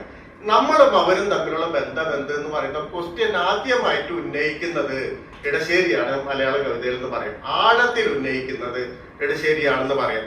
പുസ്തകജ്ഞാനം അവരെ മർത്തിയ പുത്രനും തിരിയക്കുമാക്കി മാറ്റി. നിങ്ങൾ വായിക്കുന്ന പുസ്തകം ശാസ്ത്ര പുസ്തകമാവാം, അത് കവിതാ പുസ്തകമാവാം, നോവലാവാം, പക്ഷെ ഏത് തരത്തിലുള്ള പുസ്തകം വായിച്ചാലും അടിസ്ഥാനപരമായിട്ട് സംഭവിക്കുന്നത്, ആഴത്തിൽ നമ്മുടെ കൾച്ചർ ചെയ്യുന്നത് ഈ പറയുന്ന വലിയൊരു ഒരു ഗ്യാപ്പ്, വലിയ തരത്തിലുള്ള ഒരു വിടവ് നാച്ചുറും നമ്മളും തമ്മിൽ ഇല്ലാതാക്കുന്നു എന്നുള്ളതാണ്. ഇതാണ് ഒരു പക്ഷേ ഏറ്റവും പ്രധാനപ്പെട്ട ക്വസ്റ്റ്യൻ, നമ്മൾ അഡ്രസ് ചെയ്യേണ്ട ക്വസ്റ്റ്യൻ എന്ന് പറയുന്നത്. കാരണം എന്താ വെച്ചാൽ നമുക്ക് ഈ പെയിൽ ബ്ലൂ ഡോട്ട് മാത്രമേ നമുക്കുള്ളൂ ലോകത്ത് ആകെ. എന്ന് പറഞ്ഞാല് നമ്മൾ ഇന്ത്യക്കാരാണ്, മലയാളികളാണ്, ഇനിയിപ്പോ ഹിന്ദുവും ക്രിസ്ത്യാനിയാണ്, അല്ലെങ്കിൽ വിവിധ പാർട്ടികളിൽ പെടുന്നവരാണ്, ചിലപ്പോ നമ്മള് പ്രിവിലേജ് ഉള്ള മനുഷ്യരായിരിക്കും, പ്രിവിലേജ് ഇല്ലാത്ത മനുഷ്യരായിരിക്കും. ഇതൊക്കെ സംഭവിക്കുമ്പോഴും നമുക്ക് ആകെ ഈ പെയിൽ ബ്ലൂ ഡോട്ട് മാത്രമേ ഉള്ളൂ. അപ്പൊ ഈ പെയിൽ ബ്ലൂ ഡോട്ട് മാത്രമേ ഉള്ളൂ എന്ന് അറിഞ്ഞു കഴിഞ്ഞാൽ നമ്മുടെ പല സിസ്റ്റങ്ങളും, ഇപ്പൊ നാഷൻ സ്റ്റേറ്റ് എന്ന് പറയുന്ന സിസ്റ്റം, നമ്മള് ഇന്ത്യക്കാരാണ്, അവര് പാകിസ്ഥാൻകാരാണ്, അല്ലെങ്കിൽ അവര് യൂറോപ്യൻ ആണെന്ന് പറയുന്ന ഇതിനപ്പുറം ബിയോണ്ട് ആ പറയുന്ന ഈ ബിയോണ്ട് ദ സ്ക്വയർ ഫീറ്റ് എന്ന് പറഞ്ഞ പോലെ ഈ സ്ക്വയർ ഫീറ്റിനെ കുറച്ചുകൂടി അതിനെ വിശാലാക്കി കഴിഞ്ഞാൽ ഈ ഇന്ത്യ എന്ന് പറയുന്നത് എത്ര സ്ക്വയർ ഫീറ്റ് ആണോ, അല്ലെങ്കിൽ യൂറോപ്പ് എന്ന് പറയുന്നത് എത്ര സ്ക്വയർ ഫീറ്റ് ആണോ, അല്ലെങ്കിൽ ആഫ്രിക്ക എന്ന് പറയുന്നത് എത്ര, ഇതിനപ്പുറം ഒരു പ്ലാനറ്ററി സിറ്റിസൺ കൂടിയാണ് നമ്മൾ എന്ന് പറയുന്ന തരത്തില് ഒരു തലം നമുക്ക് കൈവരിക്കണമെങ്കിൽ ആദ്യമായിട്ട് നമ്മൾ ഈ തിരിഞ്ഞു നോക്കാൻ പഠിക്കണം. നമ്മൾ ഈ ഗ്യാപ്പ് നമ്മളെവിടെ എത്തിച്ചു എന്നുള്ളത് നമ്മൾ റീഅസസ് ചെയ്യണം. ഞാൻ പറയുന്നത് നമ്മൾ വെറും ജന്തുക്കളായി അല്ലെങ്കിൽ വേറെ തരത്തില് മറ്റ് ജന്തുക്കളുടെ കൂട്ടത്തിൽ ഒരു ജന്തുവായി തീരുക എന്നൊന്നല്ല അർത്ഥം. അതൊന്നുമല്ല, അങ്ങനത്തെ എക്സ്ട്രീം വാദങ്ങളൊന്നുമല്ല ഞാൻ പറയുന്നത്. മറിച്ച് നമ്മളും അവരും തമ്മിലുള്ള ബന്ധം എന്തെന്ന് ഉള്ള ക്വസ്റ്റ്യനെ ഏറ്റവും പ്രധാനമായി അഡ്രസ് ചെയ്യേണ്ട ഒരു കാലത്താണ് നമ്മൾ ജീവിക്കുന്നത്. കാരണം ഞാനൊക്കെ ഈ പറയുന്ന 68-ലൊക്കെ ജനിച്ച ആളാണ്. 68, 70 ആ കാലത്ത് ജനിച്ച മനുഷ്യര് മുഴുവൻ വലിയ തരത്തില് ഈ സൗഭാഗ്യങ്ങൾ അനുഭവിച്ച മനുഷ്യരാണെന്ന് ഞാൻ പറയും. എന്ന് പറഞ്ഞാൽ നമ്മുടെ മുന്നിലെ തലമുറയ്ക്ക് വലിയ തരത്തിൽ മനുഷ്യകേന്ദ്രിതമായ പല ദുരന്തങ്ങളിൽ നേരിടേണ്ടി വന്നിട്ടുണ്ട്. ഇപ്പം വലിയ വാറുകൾ ഉണ്ടായി, വലിയ യുദ്ധങ്ങൾ ഉണ്ടായിട്ടുണ്ട്. ഇപ്പൊ 2 ലോകയുദ്ധങ്ങൾ ആ കാലത്ത് ഉണ്ടായിട്ടുണ്ട്. ഇന്ത്യയിൽ പലതരത്തിലുള്ള സ്വാതന്ത്ര്യ സമരം പോലെയുള്ള വലിയ സ്ട്രഗിൾസ് ഉണ്ടായിട്ടുണ്ട്. ഇങ്ങനെ ഒരുപാട് മനുഷ്യനിർമ്മിതമായ ദുരന്തങ്ങൾ നേരിടേണ്ടി വന്ന ഒരു തലമുറയാണ് ഞങ്ങൾക്ക് മുമ്പുള്ള ഒരു തലമുറ എന്ന് പറയുന്നത്. നമ്മുടെ ആ കാലമായപ്പോഴേക്കും ഈ ദുരന്തങ്ങൾക്കുള്ളിൽ നിന്നാണ് ഏറ്റവും പ്രധാനപ്പെട്ട കാര്യങ്ങളൊക്കെ ആൾക്കാരുണ്ടായി. സ്വാതന്ത്ര്യത്തെ പറ്റിയുള്ള പരികല്പന ഉണ്ടാക്കി, ഇൻഡിവിജ്വൽ ഫ്രീഡം എന്ന് പറയുന്ന ഒരു സങ്കല്പം ഉണ്ടാക്കി, സമൂഹത്തിനെ പറ്റിയുള്ള ഒരു സങ്കല്പം ഉണ്ടാക്കി. ഇങ്ങനെ പലതരം സങ്കല്പങ്ങളും അവരുണ്ടാക്കുന്നുണ്ട്. ശാസ്ത്രം വലിയ തരത്തിൽ പുരോഗമിച്ചു, അല്ലെങ്കിൽ തത്വചിന്ത പലതരത്തിൽ പുരോഗമിച്ചു, ഐഡിയോളജിക്കൽ ആയിട്ടുള്ള വെപ്പൺസ് ഉണ്ടാക്കി. ഇപ്പൊ നമുക്കൊരു സിറ്റുവേഷൻ കിട്ടിക്കഴിഞ്ഞാൽ നമുക്കൊരു ഐഡിയോളജി വെച്ചിട്ട് അത് അനലൈസ് ചെയ്യാവുന്ന ഒരു സംഗതിയൊക്കെ ആ കാലത്തുണ്ടായി. ഇതിന്റെ ഒക്കെ അപ്പുറം നമ്മൾ ഈ പറയുന്ന ഈ സമയത്ത് വരുമ്പോ നേരെ തിരിച്ച് പലതരം ദുരന്തങ്ങൾ ലോകത്ത് കണ്ടുകൊണ്ടിരിക്കുകയാണ്. ചൈന തൊട്ട് US വരെ എല്ലാ നദികളും കരകവിഞ്ഞൊഴുകാൻ തുടങ്ങി. ഒരു പ്രത്യേക സമയത്ത് എല്ലാ രാജ്യത്തും ഈ പ്രാകൃതിക ദുരന്തം എന്ന് പറയുന്നത് ഒരു പ്രധാനപ്പെട്ട പ്രശ്നം ആയിട്ട് ഈ റീസെന്റ് ഇയേഴ്സിലാണ് അത് സംഭവിക്കുന്നത്. മറിച്ച് ഈ പറഞ്ഞ പോലെ കാർബൺ ഫുട്ടേജ് എന്നൊക്കെ പറയുന്ന തരത്തില് ആഗോള താപനം ഉയരാൻ തുടങ്ങി, പൊല്യൂഷൻ പ്രശ്നമായിട്ട് തുടങ്ങി. പ്ലാസ്റ്റിക് എന്ന് പറയുന്ന ഒരുപക്ഷെ കണ്ടുപിടുത്തങ്ങൾ മുഴുവൻ ഈ നമുക്ക് ഉപകാരപ്രദമായ ഒന്നാണെന്ന് പറയുന്ന ഡെഫിനേഷൻ തെറ്റിച്ചുകൊണ്ട് ഈ പ്ലാസ്റ്റിക് എന്ന് പറയുന്ന ഒരു കണ്ടുപിടുത്തം ഭീകരമായിട്ടുള്ള ഭീഷണിയായിട്ട് തീരുന്നു. എന്ന് പറഞ്ഞാൽ നമ്മൾ ഈ പറഞ്ഞ പോലെ ഇന്നലെ വരെ സ്വാതന്ത്ര്യത്തിന് നാം ഉപയോഗിച്ച എല്ലാ പരികല്പനകൾക്കപ്പുറം ഒരു പ്ലാനറ്ററി സിറ്റിസൺ എന്നുള്ള നിലയ്ക്ക് നമ്മൾ ചിന്തിക്കേണ്ട ഒരു സന്ദർഭത്തിലാണ് നിൽക്കുന്നത്. ഇതാണ് നമ്മുടെ ഏറ്റവും വലിയ ക്വസ്റ്റ്യൻ എന്ന് പറയുന്നത്. ആ ക്വസ്റ്റ്യൻ അഡ്രസ് ചെയ്യണമെങ്കിൽ കൾച്ചർ നേച്ചർ എന്ന് പറയുന്ന പരസ്പര വിരുദ്ധമായ 2 വേർതിരിവിനപ്പുറത്തേക്ക് നമ്മൾ, അല്ലെങ്കിൽ അത് ഏതെങ്കിലും തരത്തിൽ റീകൺസിലിയേറ്റ് ചെയ്യാനുള്ള ശ്രമങ്ങള് തുടങ്ങി വെച്ചില്ലെങ്കിൽ നമുക്കറിയില്ല. ഇപ്പൊ പറഞ്ഞ പോലെ ഒരു ജീവചരിത്രം നോക്കുകയാണെങ്കിൽ പലതരം ജീവികളുടെ വംശനാശം നടന്നിട്ടുണ്ട്. ഇപ്പൊ വലിയ ജീവികളാണ് അധികം വംശനാശം നടത്തിയെന്ന് ദിനോസർ പോലെ അല്ലെങ്കിൽ മാമത്തുകൾ പോലെ വലിയ ഉടലുള്ള ജീവികളാണ് ഏറ്റവും ആദ്യം ഈ വംശനാശത്തിന് അടിപ്പെട്ടതെന്ന് പറയും. ഈ വംശനാശത്തിന് അടിപ്പെട്ട കാര്യങ്ങൾ നോക്കുമ്പോൾ മുഴുവൻ അതൊരു ക്ലൈമാറ്റിക് കണ്ടീഷൻ ചേഞ്ചസ് ആണ് അതിൽ പ്രധാനപ്പെട്ട പങ്കുവഹിച്ചിട്ടുള്ളത്. അങ്ങനത്തെ ഒരു ക്ലൈമാറ്റിക് കണ്ടീഷൻ ചേഞ്ചസ് എന്ന് പറയുന്നത് അന്ന് നാച്ചുറൽ ആയിട്ടുള്ള കാര്യമായിരുന്നു. അന്ന് മനുഷ്യന്റെ ഇടപെടലുകൊണ്ടല്ല അത് ഉണ്ടായിട്ടുള്ളത്. അത് മുഴുവൻ പ്രാകൃതികമായിട്ടുള്ള കാര്യമായിരുന്നു. ഇപ്പൊ അത് മറിച്ച് ഈ പറയുന്ന പ്രാകൃതികമായിട്ടുള്ള ഒരു കാര്യം മാത്രമല്ല, നമ്മുടെ കൾച്ചറിന്റെ ഒരു ബൈ പ്രോഡക്റ്റ് കൂടിയാണ്. നമ്മൾ ജീവിക്കുന്ന ജീവിത വ്യവസ്ഥയുടെ ഒരു ഉപോൽപ്പന്നം കൂടിയാണ്. അപ്പൊ ആ ഉപോൽപ്പന്നം കൂടി ആയതുകൊണ്ട് നമ്മൾ വീണ്ടും ആ കാര്യത്തെ പറ്റി നമ്മളും പ്രകൃതിയും തമ്മിലുള്ള ബന്ധം എന്ന് പറയുന്ന ക്വസ്റ്റ്യൻ നമ്മൾ റീഅഡ്രസ് ചെയ്യേണ്ടി വരും. ഈ റീഅഡ്രസ് ചെയ്തിട്ട് വരുമ്പോ ഏതെങ്കിലും തീവ്രവാദ നിലപാടിൽ നിന്നിട്ട് ചെയ്യാന്നുള്ളതല്ല, അല്ലെങ്കിൽ ഈ പറഞ്ഞ പോലെ മനുഷ്യനിർമ്മിതമായിട്ടുള്ള മനുഷ്യന്റെ ആക്ടിവിറ്റീസ് മുഴുവൻ നിർത്തിവെക്കാന്നുള്ളതല്ല അർത്ഥം. മറിച്ച് ആ ക്വസ്റ്റ്യനെ നമ്മൾ അഡ്രസ് ചെയ്യണം. ആ ക്വസ്റ്റ്യനെ നമ്മൾ അഡ്രസ് ചെയ്യുമ്പോൾ കുറെ കൂടി തുറന്ന മനസ്സോടെ നമുക്ക് കാണാൻ പറ്റണം. ഇപ്പൊ സംഭവിച്ചുകൊണ്ടിരിക്കുന്നത് അതിന് പകരം വളരെ ക്രൂഡായിട്ടുള്ള ഒരു ഡെവലപ്മെന്റലിസം വേഴ്സസ് പരിസ്ഥിതി എന്ന് പറയുന്ന, വികസനവാദം വേഴ്സസ് പരിസ്ഥിതി എന്ന് പറയുന്ന ഒരു ബൈനറി നിർമ്മിച്ചിട്ടാണ് നമ്മൾ അപ്പുറത്തും ഇപ്പുറത്തും നിന്ന് വാദിച്ചിട്ടാണ് പലപ്പോഴും ഈ കാര്യങ്ങളെ മുഴുവൻ നമ്മളുടെ ആശങ്കകളെ ആവിയാക്കി കളയുന്നത്. ഇതിനപ്പുറം ഈ പറഞ്ഞ പോലെ നമ്മൾ ഒരു ഡീപ്പായിട്ടുള്ള ആഴത്തിലുള്ള ഒരു ഡയലോഗ് നമ്മൾ ആരംഭിക്കേണ്ട ഒരു സന്ദർഭമായിട്ടാണ് ഞാൻ ഇതിനെ കാണുന്നത്. ഇടശ്ശേരിയിൽ തന്നെ വളരെ പ്രസിദ്ധമായിട്ടുള്ള ഒരു കവിതയാണ് പൂതപ്പാട്ട് എന്ന് പറയുന്ന കവിതയാണ്. ഈ പൂതപ്പാട്ട് വളരെ പ്രസിദ്ധമായിട്ട് ഇടശ്ശേരിയിലെ തന്നെ ഏറ്റവും പ്രസിദ്ധമായിട്ടുള്ള കവിതയാണ്. ഈ കവിതയിലും സൂക്ഷ്മാർത്ഥത്തിൽ ഈ അർത്ഥത്തിൽ വായിച്ച ഭൂതപ്പാട്ടിന് അങ്ങനെയല്ല ആൾക്കാർ വായിച്ചിട്ടുള്ളത് അത് പലതരത്തിൽ സൈക്കോളജിക്കലായിട്ട് വായിച്ചിട്ടുണ്ട്, പിന്നെ മാതൃത്വത്തിന്റെ ഒരു ഓർമ്മിക്കലായിട്ട് വായിച്ചിട്ടുണ്ട്, അങ്ങനെ പലതരത്തിൽ അത് വായിച്ചിട്ടുണ്ട്. അത് ഈ പറഞ്ഞ പോലെ ഒരു കുട്ടി കുറേം കൂടി ഒരു നാടോടി ഭൂമിശാസ്ത്രത്തിനുള്ളിലാണ് ഈ ഭൂതപ്പാട്ട് സംഭവിക്കുന്നത്. അവിടെ നങ്ങേലിക്ക് ആറ്റു നോറ്റിട്ട് ഒരു ഉണ്ണി പറക്കുന്നു. ഈ ഉണ്ണിയെ അവിടെ ശ്രദ്ധിക്കണം, സ്കൂളിലേക്കാണ് അയക്കുന്നത്. ഈ പറയുന്ന സ്കൂളിലേക്ക് അയക്കുമ്പോ ആദ്യത്തെ ദിവസം തന്നെ ഈ ഉണ്ണി ഇങ്ങനെ നടന്നു വരുമ്പോ ഈ പറയന്റെ കുന്ന് കയറി വേണം അപ്പുറത്ത് പോവാൻ. അവിടെ ഭൂതം പാർക്കുന്നുണ്ട്. ഈ ഭൂതം കിളിവാതിലിൽ കൂടെ ഉണ്ണിയെ കണ്ടപ്പോ ഭൂതത്തിന്റെ ഒരു മാതൃത്വം, ഭൂതത്തിന്റെ ഒരു മാതൃ വാഞ്ച വലിയ തരത്തിൽ അത് ആ ഭൂതത്തിനെ ഉന്മത്തയാക്കുകയും ഏതെങ്കിലും തരത്തിൽ ഈ കുട്ടിയെ തട്ടിയെടുക്കണം, ഈ കുട്ടിയെ അമ്മയിൽ നിന്ന് തട്ടിയെടുക്കണം എന്ന ഒരു രീതിയിലേക്ക് എത്തിക്കുകയും ചെയ്തു. അപ്പൊ ഇതിലൊരു പ്രധാനപ്പെട്ട ഭാഗം എന്ന് പറയുന്നത് ഈ കുട്ടിയെ തട്ടിയെടുക്കാൻ ഭൂതം ശ്രമിക്കുന്നതാണ്. അപ്പൊ ഇങ്ങനെ പോകുന്നുണ്ട്, ഈ കുട്ടി പോകുന്നത് ഇടശ്ശേരി പറയുന്നുണ്ട്, കുന്നിൻ മോളിലേക്ക് ഉണ്ണി കയറി കുന്നും പൈക്കളും മേയുന്ന കണ്ടു, ചെത്തിപ്പൂവുകൾ പച്ചപ്പടർപ്പിൽ നിന്ന് എത്തി നോക്കി ചിരിക്കുന്ന കണ്ടു, മൊട്ടപ്പാറയിൽ കേറിയൊരാട്ടിൻ പൊറ്റം തുള്ളി കളിക്കുന്ന കണ്ടു. എന്ന് പറഞ്ഞാൽ നമുക്ക് നമ്മുടെ ഒരു പ്രാക് പ്രകൃതിയാണ് അതിൻ്റെ ഉള്ളിൽ കാണിക്കുന്നത്. എന്ന് പറഞ്ഞാൽ ഇന്നത്തെ ഒരു ജോഗ്രഫി അല്ല പറയുന്നത്, മറിച്ച് മലയും കുന്നും ആടുകളും ധാരാളം സസ്യജാലങ്ങളും ഒക്കെ ഉള്ള ഒരു വഴി കൂടിയാണ് പോകുന്നത്, ഉണ്ണി പോകുന്നത്. എന്ന് പറഞ്ഞാൽ ഇന്നത്തെ ഒരു അർബൻ ലാൻഡ്സ്കേപ്പിൽ കൂടിയല്ല പോകുന്നത്, മറിച്ച് വളരെ കുറേം കൂടി ഒരു പ്രാകൃതമായിട്ടുള്ള പ്രാകൃതമായിട്ടുള്ള ഒരു ഭൂവിഭാഗത്തിൽ കൂടിയാണ് പോകുന്നത്. അവിടെ വെച്ചിട്ടാണ് കാണുന്നത്. എന്ന് പറഞ്ഞാൽ നേച്ചർ എന്ന് പറയുന്ന ഒരു സ്ഥലത്ത്, നമ്മൾ വിചാരിക്കുന്ന ഒരു സ്ഥലത്ത് വെച്ചാണ്, നമ്മൾ ഉള്ളിൽ കരുതുന്ന ഒരു സ്ഥലത്ത് വെച്ചാണ് ഈ ഉണ്ണിയെ കാണുന്നത്.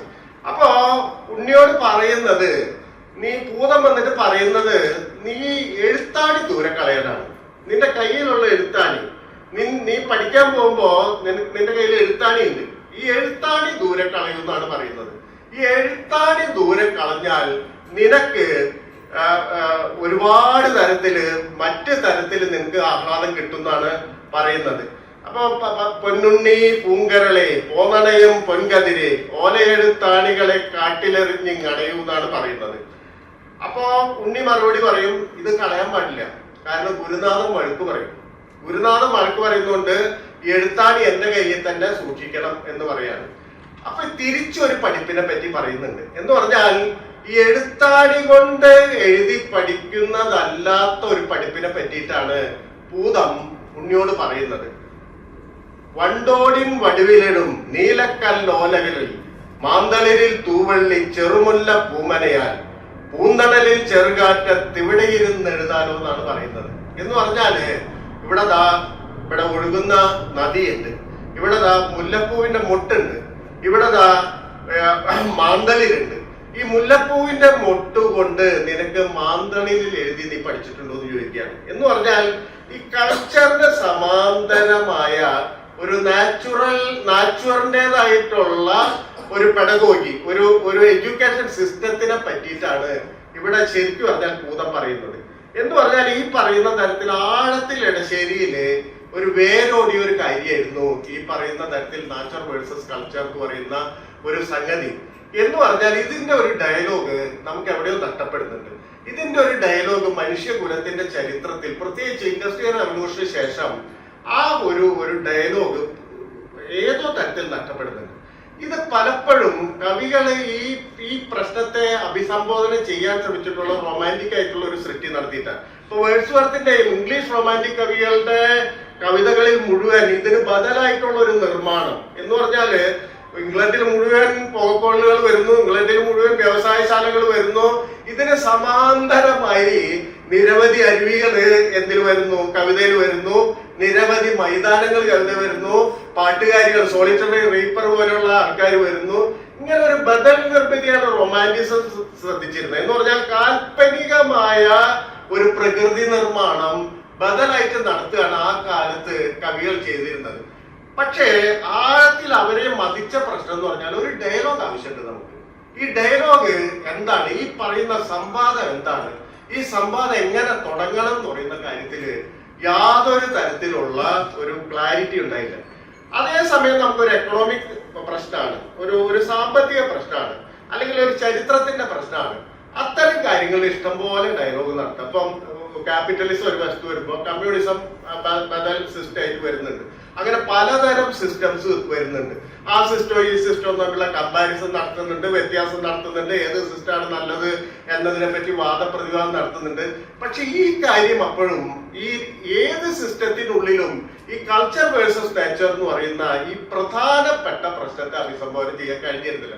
ഞാൻ 2 ഉദാഹരണങ്ങൾ എളുപ്പത്തിൽ പറയാം. ഒന്ന് ക്യാപിറ്റൽ സിസ്റ്റത്തിന്റെ ഉദാഹരണമാണ്. 1930-കളില് അമേരിക്കയിൽ പ്രധാനപ്പെട്ട ഉണ്ടായ ഒരു പാരിസ്ഥിതിക ആഘാതമാണ് ഈ ഡസ്റ്റ് ബൗൾ എന്ന് പറയുന്ന സംഭവം. ഡസ്റ്റ് ബൗൾ വലിയ തരത്തിൽ സിനിമയിൽ വന്നിട്ടുണ്ട്, എഴുത്തുകൾ വന്നിട്ട്. ഗ്രേപ്സ് ഓഫ് റാത്ത് എന്ന് പറയുന്ന സ്റ്റെയിൻബെക്കിന്റെ പുസ്തകം, നോവല് മുഴുവൻ അതിന്റെ ഉള്ളിൽ ഉണ്ടായതാണ്. 1930-ൽ ഈ അമേരിക്കയിലെ ഗ്രേറ്റ് പ്ലെയിൻ എന്ന് പറയുന്ന മഹാസമതലം എന്ന് പറയുന്ന ഈ ഓക്ലഹോമ, കൻസാസ്, ടെക്സാസ് ആ ഭാഗത്ത് വലിയ വരൾച്ച വന്നു. വലിയ വരൾച്ച മാത്രമല്ല, 10 വർഷം തുടർച്ചയായിട്ട് പൊടിക്കാറ്റ് കൊണ്ട് നടന്നു. പൊടിക്കാറ്റിന്റെ സ്ഥലമായിട്ട് അത് മാറി. അപ്പോ ഈ 10 വർഷം 30-ന് തൊട്ടു മുമ്പ് അത് വലിയ തരത്തിലുള്ള കാർഷിക പ്രദേശമായിരുന്നു. ഈ കാർഷിക പ്രദേശം വളരെ പെട്ടെന്ന് 10 വർഷം അവിടെ താമസിക്കാൻ പറ്റാത്ത തരത്തില് അവിടുത്തെ മനുഷ്യർ മുഴുവൻ കാലിഫോർണിയയിലേക്ക് ഈ വലിയ കുടിയേറ്റം നടത്തിയതിന്റെ ആ ചരിത്രമാണ്. ഈ സ്റ്റെയിൻബെക്കൊക്കെ ഗ്രേപ്സ് ഓഫ് റാത്ത് മുഴുവൻ അതാണ്. ആ വലിയ പ്രയാണത്തിന്റെ കഥയാണ്, മഹാപ്രസ്ഥാനത്തിന്റെ കഥയാണ് ഗ്രേപ്സ് ഓഫ് റാത്തിലൊക്കെ പറയുന്നത്. ഒരുപാട് സിനിമകളൊക്കെ അതിനെ പറ്റി വന്നിട്ടുണ്ട്. ഈ ഓക്കി എന്ന് പറയുന്ന കാലിഫോർണിയയില് ഓക്കി എന്ന് പറയുന്ന പദം തന്നെ ഉണ്ടാവുന്നത് ഈ 30-കളില് ഈ ഓക്ലഹോമയിൽ നിന്ന് വന്നിട്ടുള്ള മനുഷ്യര് അവിടെ കുടിയേറി പാർത്തിട്ട് അവരെ വിളിക്കുന്നതാണ് ഈ ഓക്കികൾ എന്ന് വിളിക്കുന്നത്. അപ്പൊ ഈ 30-ൽ എങ്ങനെ ഉണ്ടായി എന്നുള്ളതിനെ പറ്റി വലിയ പഠനങ്ങൾ പിൽക്കാലത്ത് നടന്നു. 1930-കൾക്ക് വലിയ പ്രത്യേകതയുള്ള കൊല്ലാണ്. അതൊന്ന് ഈ ഗ്രേറ്റ് ഡിപ്രഷന്റെ കൊല്ലാണ്. സമ്പദ് വ്യവസ്ഥ തകർന്നു വീണ ഒരു ഇയർ ആണ് അത്. ഈ പറയുന്ന ഗ്രേറ്റ് ഡിപ്രഷൻ എന്ന് പറയുന്ന ലോകത്തെ എല്ലാ സ്റ്റോക്ക് എക്സ്ചേഞ്ചും മുഴുവൻ തകരുന്നു, ബാങ്കുകൾ തകരുന്നു. അങ്ങനെ ഈ നിങ്ങള് സിനിമാ പ്രേമികളാണെങ്കിൽ ചാപ്ലിന്റെ ഒരു പടം ഉണ്ട്, മൊസിയ വർദു എന്ന് പറയുന്ന പടമാണ്. മൊസിയ വർദു എന്ന് പറയുന്ന പടം ചാപ്ലിന്റെ മറ്റ് പടങ്ങളിൽ നിന്ന് വ്യത്യസ്തമായ ഒരു പടമാണ്. കാരണം ചാപ്ലിൻ അതില് സാധാരണഗതിയില് ആ 11 മീശ വെച്ചിട്ട് ആ ട്രംപിന്റെ വേഷമല്ല അതിൽ ചെയ്തിട്ടുള്ള, മറിച്ച് വേറൊരു തരത്തില് വേറൊരു ലുക്കാണ് ചാപ്ലിൻ. അതിലെ ഈ കഥാനായകൻ സമ്പന്നയായ പെൺകുട്ടികളെ ഇങ്ങനെ വളച്ച് അവരെ കൊന്ന് പൈസ തട്ടുന്ന ഒരാളായിട്ടാണ് ചാപ്ലിൻ അതിൽ അഭിനയിക്കുന്നത്. മൊസിയ വെർദു എന്ന് പറയുന്ന ആളായിട്ട്, മിസ്റ്റർ വെർദു എന്നുള്ളതാണല്ലോ മൊസിയ, ഫ്രഞ്ചിൽ മൊസിയ എന്ന് വിളിക്കുന്നത്. ഈ വെർദു അങ്ങനത്തെ ഒരാളാണ്. അവസാനം അയാളെ പിടിക്കുന്നു, പോലീസ് പിടിക്കുമ്പോൾ അയാൾ കോർട്ട് റൂമിൽ വെച്ചിട്ട് കൊടുക്കുന്ന ഒരു മൊഴിയുണ്ട്. ഈ മൊഴിയിൽ അയാൾ പറയുന്നുണ്ട്, ഞാൻ ബാങ്കറായിരുന്നു, എന്തോ ആ തരത്തിലുള്ള ഈ ആ വ്യവസ്ഥയിലെ സമ്പദ് വ്യവസ്ഥയിലെ വലിയ ഉന്നത സ്ഥാനത്ത് നിന്നിരുന്ന ഒരാളാണ്. ഗ്രേറ്റ് ഡിപ്രഷനെ തകർത്ത് കളഞ്ഞു. ഈ തകർച്ചയിൽ നിന്ന് രക്ഷിക്കാനാണ് അല്ലെങ്കിൽ സ്വയം കരകയറ്റാനാണ് ഞാൻ ഇത് ചെയ്തതെന്നൊക്കെ പറഞ്ഞിട്ടാണ് അത് അവസാനിക്കുന്നത്. അപ്പൊ ഒരു ഭാഗത്ത് സാമ്പത്തിക തകർച്ച നടക്കുന്നു, ഒരു ഭാഗത്ത് ഈ വീറ്റിന്റെ ഗോതമ്പിന്റെ വില അതോടുകൂടി തകർന്നു പോകുന്നു, ഗോതമ്പിന്റെ വില ഇടിയുന്നു. അതേസമയം കൃഷിക്ക് ആവശ്യമായിട്ടുള്ള മെഷീനറികളുടെയും വളത്തിന്റെയും പെസ്റ്റിസൈഡ്സിന്റെയും ഒക്കെ വില കുതിച്ചുയരുന്നു. ഈ സമയത്ത് ഇവർ ചെയ്യുന്നത്, ഈ പറയുന്ന ഈ മഹാസമതലത്തിലെ കർഷകർ ചെയ്യുന്ന, അവർ മുഴുവൻ കൃഷിക്കാരായിരുന്നു, കർഷകർ ചെയ്യുന്നത് ആ എല്ലാ തരത്തിലുള്ള പാരിസ്ഥിതികമായിട്ടുള്ള മാനദണ്ഡങ്ങളെയും മറികടന്നുകൊണ്ട് കൃഷി വളരെ വ്യാപകമാക്കാനാണ് അവർ ശ്രമിക്കുന്നത്. ഈ മേൽമണ്ണ് മുഴുവൻ നീക്കം ചെയ്യുന്നു. ഈ ചെറിയ ചെറിയ പുൽമേടുകൾ മുഴുവൻ കൊത്തിയെരിഞ്ഞ് കൃഷി ചെയ്യാൻ തുടങ്ങുന്നു. കാരണം പൈസ ഇല്ല, എത്ര ഗോതമ്പ് ഉണ്ടാക്കിയിട്ട് പൈസ കിട്ടുന്നില്ല. അപ്പൊ കൂടുതൽ ഗോതമ്പ് ഉണ്ടാക്കണം. ഇന്നലത്തെ സാമ്പത്തിക നില നിലനിർത്തണമെങ്കിൽ കൂടുതൽ ഗോതമ്പ് ഉണ്ടാക്കണം. അതിനുവേണ്ടി പാരിസ്ഥിതികമായിട്ടുള്ള എല്ലാ മാനദണ്ഡം, മരങ്ങൾ മുഴുവൻ വെട്ടിക്കളയുന്നു, അവിടെ മുഴുവൻ കൃഷി ഇറക്കാണ്. ഇത് ഉണ്ടാക്കുന്നതോ വലിയ വരൾച്ച വരുന്നു, പൊടിക്കാറ്റ് വരുന്നു, അവിടെ താമസിക്കാൻ പറ്റാത്ത കൃഷി മുഴുവൻ നശിച്ചു പോകുന്നു. ആ മനുഷ്യർക്ക് മുഴുവൻ പലായനം ചെയ്യേണ്ടി വരുന്നു. അവസാനം റൂസ്വെൽറ്റിന്റെ ഗവൺമെന്റ് ഇതിനെ പരിഹരിക്കുന്നത് ആയിരക്കണക്കിന് മില്യൺ ഡോളർ ഇറക്കിയിട്ടാണ് മരങ്ങൾ വെച്ച് പിടിപ്പിക്കുന്നു, ഈ പുൽമേടുകൾ വെച്ച് പിടിപ്പിക്കുന്നു. അത് വലിയൊരു പ്രോസസ്സിൽ കൂടിയാണ് ഈ ഡസ്റ്റ് ബോൾ എന്ന് പേരിട്ടത് റോബർട്ട് ഗേഗർ എന്ന് പറയുന്ന AP-യുടെ ലേഖകനാണ്. ആ 10 വർഷം അമേരിക്കക്കാർ ഈ ക്യാപിറ്റലിസ്റ്റ് വ്യവസ്ഥയ്ക്കുള്ളിൽ ഈ പറയുന്ന തരത്തില് വലിയൊരു പാരിസ്ഥിതിക ദുരന്തത്തിന് അഡ്രസ് ചെയ്യേണ്ടി വരുന്നു. ഇതേ സംഭവം തന്നെ കമ്മ്യൂണിസ്റ്റ് വ്യവസ്ഥയ്ക്കുള്ളിൽ നടക്കുന്നുണ്ട്. 1949-ലാണ് മൗസേഡങ്, നമ്മളെ പഴയ ഭാഷ പറയുകയാണെങ്കിൽ മാവോ സേതുങ് ചൈനയിൽ അധികാരത്തിൽ കയറുന്നത്. 49-ലാണ് ചൈനയിൽ അധികാരത്തിൽ കയറുന്നത്. ഈ 49-ല് ചൈനീസ് റവല്യൂഷൻ എന്ന് പറയുന്നത് വലിയൊരു ഉത്സവമായിരുന്നു. വലിയ രാജ്യത്തെ ഒരുപാട് മനുഷ്യരെ സംഘടിപ്പിച്ചിട്ടുള്ള ഒരു ഗ്രേറ്റ് മാർച്ചിന്റെ പരിസമാപ്തിയായിരുന്നു ഈ പറയുന്ന ഈ കമ്മ്യൂണിസ്റ്റ് റവല്യൂഷൻ. മാവോയ്ക്ക് അപ്പൊ ആ സമയത്ത് ജനശക്തിയിലുള്ള വിശ്വാസത്തോട്ട് വളരെ വലുതായിരുന്നു. ഈ ജനശക്തി വെച്ച് എന്തും ചെയ്യാനാവും എന്നുള്ളതായിരുന്നു മാവോയുടെ ഒരു വലിയ വിശ്വാസം എന്ന് പറയുന്നത്. അപ്പോഴാണ് മാവോ ഒരു മുദ്രാവാക്യം വെക്കുന്നുണ്ട്, റെൻഡിങ് ഷെൻഡിയാൻ എന്നാണ്. എന്ന് പറഞ്ഞാല് മനുഷ്യ പ്രകൃതിയെ കീഴടക്കണം എന്ന് പറയുന്ന ആ മുദ്രാവാക്യത്തിന്റെ കാതൽ എന്ന് പറയുന്നത്, നിങ്ങൾ പ്രകൃതിയെ കീഴടക്കണം. ഏത് വലിയ പർവ്വതങ്ങളും നമുക്ക് മുന്നിൽ തല കുനിക്കണം. ഏത് വലിയ നദികളും നമുക്ക് ഇങ്ങനെ നമ്മുടെ വിളകൾ ഉണ്ടാക്കാനായിട്ട് ഇത് ഒഴുകണം. നമുക്ക് ആ വഴിക്ക് ഒഴുക്കാൻ സാധിക്കണം. ഈ തരത്തിലുള്ള വിശ്വാസത്തിലാണ് ഈ 4+ ക്യാമ്പയിൻ എന്ന് പറയുന്ന ഒരു ക്യാമ്പയിൻ മാവോ തുടങ്ങുന്നത്. എന്ന് പറഞ്ഞാൽ ആ സമയത്ത് ക്ഷാമാണ്, ആ സമയത്ത് എല്ലാവർക്കും ഭക്ഷണം കിട്ടുന്നില്ല. മാവോ 4 ജീവികൾക്കെതിരെ യുദ്ധം തുടങ്ങി വെക്കുകയാണ്. ഒന്ന് കൊതുകിനെതിരെ യുദ്ധം, രണ്ടാമത് ഈച്ചക്കെതിരെ യുദ്ധം, മൂന്നാമത് റാറ്റിനെതിരെ എലിക്കെതിരെ യുദ്ധം, നാലാമത് കുരുവിക്കെതിരെ യുദ്ധം. കുരുവിക്കെതിരെ യുദ്ധം എന്തിനാണ്? ബാക്കി നമുക്ക് അറിയാൻ പറ്റും. കുരുവിക്കെതിരെ യുദ്ധം എന്താണെന്ന് വെച്ചാൽ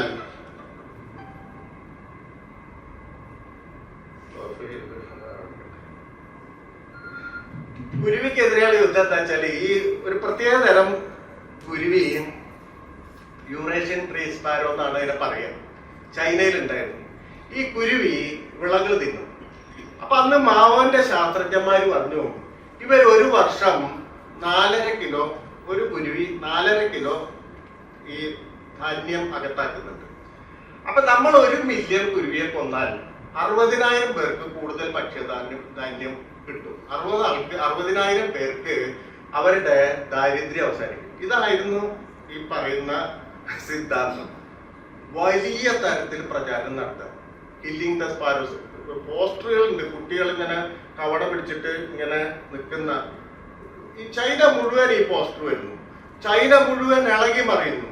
ആളുകൾ പാട്ടയും ഈ തകർപ്പാട്ടയും ഒക്കെ എടുത്തിട്ട് കുരുവികളെ കൊട്ടിയിട്ട് ഈ കൂട് തകർത്തുന്നു, കുഞ്ഞുങ്ങളെ കൊല്ലുന്നു. കുരുവിയെ കംപ്ലീറ്റ് ആയിട്ട് നശിപ്പിക്കുകയാണ്. 1 മില്യൺ കുരുവിയെ ഒരു കൊല്ലം കൊണ്ട് ഒന്നൊടിക്കും. എന്തുണ്ടായെന്നറിയോ? ഈ കുരുവി നശിച്ചോട് കൂടിയിട്ട് മാവോ വിചാരിച്ചതല്ല നടന്നത്. വെട്ടുകിളികളും മറ്റ് ഇൻസെക്ട്സും ഉണ്ടല്ലോ, അതിനെ ഒരു പ്രാകൃതികമായിട്ട് നിയന്ത്രിച്ചിരുന്നത് ഈ പറയുന്ന യൂറേഷ്യൻ ട്രീ സ്പാരോ ആയിരുന്നു. ഇതങ്ങട് പെരുകിയിട്ട് ചൈന കാണാത്ത ക്ഷാമത്തിലേക്ക്, ഗ്രേറ്റ് ചൈനീസ് ഫാമിൻ എന്ന് പറയുന്ന, അക്കാലത്ത് മറച്ചു വെച്ചെങ്കിലും പിൽക്കാലത്ത് മുഴുവൻ പുറത്തു വന്ന ആ ഗ്രേറ്റ് ഫാമിൻ ഉണ്ടാവും. 45 മില്യൺ മനുഷ്യരാണ് ഭക്ഷണം കിട്ടാതെ ചൈനയിൽ മരിക്കുന്നത്. ഈ പറയുന്നത് പിൻവലിച്ചു. 59 ആയപ്പോഴേക്കും പിൻവലിച്ചു. പക്ഷേ അപ്പോഴേക്കും കുരുവികൾ മുഴുവൻ ഏതാണ്ട് ചത്തൊടുക്കിയിരുന്നു. അപ്പോ ഒരു ഭാഗത്ത് ഈ ഡസ്റ്റ് ബോൾ പോലെ ഒരു ക്യാപിറ്റൽ സിസ്റ്റത്തിന്റെ ഉള്ളിൽ ഇത് നടക്കുന്നു, ഒരു ഭാഗത്ത് ബദൽ സിസ്റ്റം എന്ന് പറയുന്ന കമ്മ്യൂണിസ്റ്റ് സിസ്റ്റത്തിന്റെ ഉള്ളിലും ഇത് നടക്കുന്നു.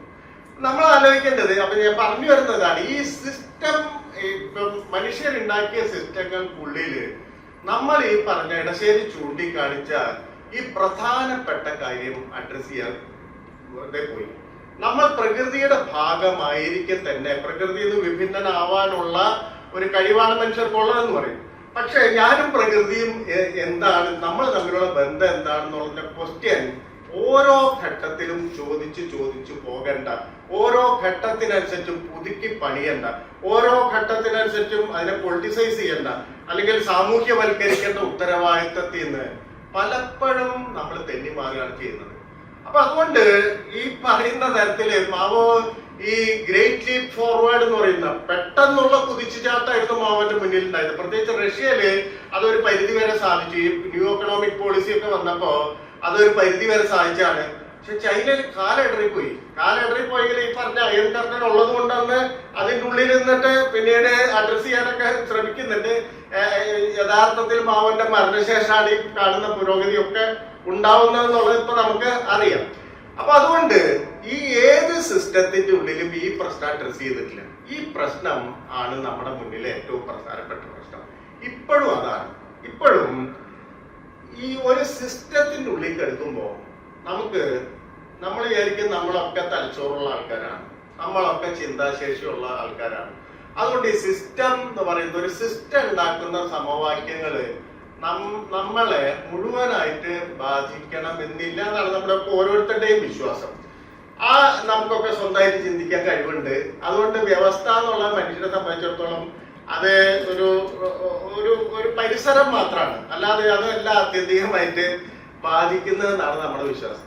നമ്മുടെ പ്രശ്നവും അത് തന്നെയാണ്. നമ്മുടെ തലച്ചോറിന്റെ ഒരു സംഗതി, ഇപ്പൊ ഐഡിയോളജി എന്ന് പറഞ്ഞ സംഗതിയുടെ പ്രത്യയശാസ്ത്രം എന്ന് പറയുന്ന ഒരു സംഗതിയുടെ തന്നെ ഡെഫിനേഷൻ വരുന്നത് മനുഷ്യന്റെ ചിന്ത ഒരു പ്രത്യേക ഷേപ്പിൽ നടക്കുള്ളൂ, ഒരു പ്രത്യേക ആകൃതിയിൽ നടക്കുള്ളൂ. അതിന്റെ അപ്പുറത്തേക്ക് പോവാൻ നമുക്ക് പറ്റില്ല. അല്ലെങ്കിൽ ഞാനൊരു ഉദാഹരണം പറയാം, നിങ്ങൾ കണ്ടിട്ടുണ്ടോന്ന് അറിയില്ല. ഒരു ജർമ്മനിലെ വളരെ പ്രസിദ്ധനായിട്ടുള്ള സംവിധായകനാണ് വെർണർ ഹെർസോഗ് എന്ന് പറയുന്ന സംവിധായകൻ. ഈ വെർണർ ഹെർസോഗിന്റെ വളരെ പ്രശസ്തമായിട്ടുള്ള ഒരു സിനിമയുണ്ട്, എനിഗ്മ ഓഫ് കാസ്പർ ഹോസർ എന്ന് പറയുന്ന ഒരു സിനിമയുണ്ട്. കാസ്പർ ഹോസറിന്റെ കടുങ്കഥ എന്ന് പറയുന്ന ഇതിന് കാസ്പർ ഹോസർ എന്ന് പറയുന്ന രാജകുമാരൻ ജർമ്മനിയിലെ ഒരു രാജവംശത്തിലെ രാജകുമാരനായിരുന്നു. അപ്പൊ ഈ രാജവംശങ്ങൾ തമ്മിൽ പരസ്പരം അങ്ങോട്ടും ഇങ്ങോട്ടൊക്കെ ആക്രമണം നടത്തും. ഇയാള് വളരെ ചെറുതായിരിക്കും. കാസ്പർ ഹോസർ വളരെ ചെറുതായിരിക്കുന്ന ഘട്ടത്തില് എന്ന് പറഞ്ഞാല് അദ്ദേഹത്തിന് ഒരു ഓർമ്മിക്കാനൊക്കെ ഉള്ള ഒരു അത്രേ ആയിട്ടുള്ളൂ, ഒരു 5 വയസ്സൊക്കെ ഉണ്ടാവുള്ളൂ. ആ സമയത്ത് ശത്രുരാജ്യം വന്നിട്ട് ഇയാളുടെ രാജ്യത്തിനെ കീഴടക്കുകയാണ്. ഇയാളുടെ രാജ്യത്തിനെ മുഴുവൻ, ഇയാളുടെ അച്ഛനും അമ്മയൊക്കെ, ഇയാളുടെ അച്ഛനായിരുന്നു അവിടുത്തെ രാജാവ്, അവരൊക്കെ കൊന്നൊടുക്കി ഇയാൾ പിടിച്ചെടുക്കുകയാണ്. അപ്പൊ സാധാരണഗതിയില് ഒരു രാജ്യം മറ്റേ രാജ്യത്തിനെ ആക്രമിക്കുമ്പോ ആ രാജകുടുംബത്തിലെ എല്ലാവരെയും കൊന്നുകളയും. കാരണം ഒരാൾ പോലും നാളെ പകരം ചോദിക്കാൻ വരരുത്. ആ അർത്ഥത്തിൽ അപ്പൊ നമുക്കറിയാം മാർത്താണ്ഡവർമ്മ 8 വീട്ടിൽ പിള്ളമാരെ കൊന്നു കളഞ്ഞപ്പോ ആ കുടുംബങ്ങളെ ഛിദ്രാക്കി അല്ലെ, സ്ത്രീകളെയൊക്കെ കൊണ്ട് തുറയിലെ ആളുകൾക്കൊക്കെ കൊടുത്ത ചരിത്രം ഭീകരമായ ചരിത്രമാണ്. എന്ന് പറഞ്ഞാൽ കുടുംബം മുഴുവൻ തകർത്ത് കളയുന്നുണ്ട്. കാരണം അവിടെ നിന്ന് ഒരാൾ ചോദിക്കാൻ ഉണ്ടാവരുത്, നാളെ ഈ പകരം വീട്ടാനുണ്ടാവരുത്. കാരണം അന്നത്തെ സിസ്റ്റം അതാണ്. ഈ പറയുന്ന തരത്തിലുള്ള രാജാക്കന്മാര് തമ്മിലുള്ള കുടിപ്പാക്കുകളും ഒരു തലമുറ കഴിയുമ്പോൾ പകരം ചോദിക്കല, ആ രീതിയിലാണ് ചരിത്രം പോകുന്നത്. അപ്പൊ കാസ്പർ ഹോസറിന്റെ ഈ രാജവംശത്തിലെ എല്ലാവരെയും ശത്രു രാജാവ് കൊന്നു കളയുന്നുണ്ട്. പക്ഷെ ഇയാളുടെ ഈ ഓമനത്തൊക്കെ കണ്ടപ്പോ ഈ ചെറിയ കുട്ടിയായതുകൊണ്ടും എന്തുകൊണ്ടോ കൊന്നില്ല, പകരം തടവിൽ പിടിച്ചിട്ടു, ജയിലിൽ പിടിച്ചിട്ടിട്ട് ഇയാൾക്ക് ഒരു കിളിവാതിലുണ്ട് ഇങ്ങനെ ജയിലിൽ നിന്ന്. അപ്പൊ ഇയാൾ 18 വയസ്സ് വരെ പിന്നെ ഈ തടവറയിലാണ് വളരുന്നത്. 18 വയസ്സ് വരെ ഇയാൾ വേറൊരാളെ കണ്ടിട്ടില്ല, വേറൊരു മനുഷ്യനെ കണ്ടിട്ടില്ല. ആകെ ഈ തടവറയുടെ ജനവാതിലെ തുറക്കും, അതിൽ കൂടെ ഇപ്പം സമയാസമയങ്ങളിൽ ഭക്ഷണം നീട്ടുന്ന ഒരു കൈ മാത്രമേ വരുള്ളൂ. ആ ഭക്ഷണം അവിടെ വയ്ക്കും. പിന്നെ പ്രാഥമിക സൗകര്യങ്ങളൊക്കെ അവിടെ സൗകര്യം. 18 വയസ്സായപ്പോ ഈ തടവറയ്ക്ക് പൊക്കമില്ലാത്തതുകൊണ്ട് ഇയാള് വളരെയല്ലേ. അപ്പോ ഇയാൾക്ക് കൂനൊക്കെ വരും, ഇങ്ങനെ നിവർന്നു നിൽക്കാൻ പറ്റാത്തതുകൊണ്ട് കൂന് വരും. വസ്ത്രമൊന്നുമില്ല. ഭാഷ എന്ന് പറയുന്നത് എന്താണെന്ന് അറിഞ്ഞൂടാ. ഒന്ന് മനുഷ്യ നിർമ്മിതമായ, മനുഷ്യനെ സ്വാഭാവികം തോന്നുന്ന ഒരു കാര്യം ഇയാൾക്ക് അറിയില്ല. ഇയാൾ തനി ജന്തുവായിട്ടാണ് വളരുന്നത്. മേല് മുഴുവൻ രോമൊക്കെ ഇങ്ങനെ നഗ്നനാണ്, പൂർണ്ണ നഗ്നനാണ്. ശബ്ദങ്ങൾ ഉണ്ടാക്കാൻ മാത്രമേ അറിയുള്ളൂ, ഭാഷ അറിയില്ല. ഇങ്ങനെ 18 വയസ്സ് വരെ അതിനുള്ളിൽ നിന്നു.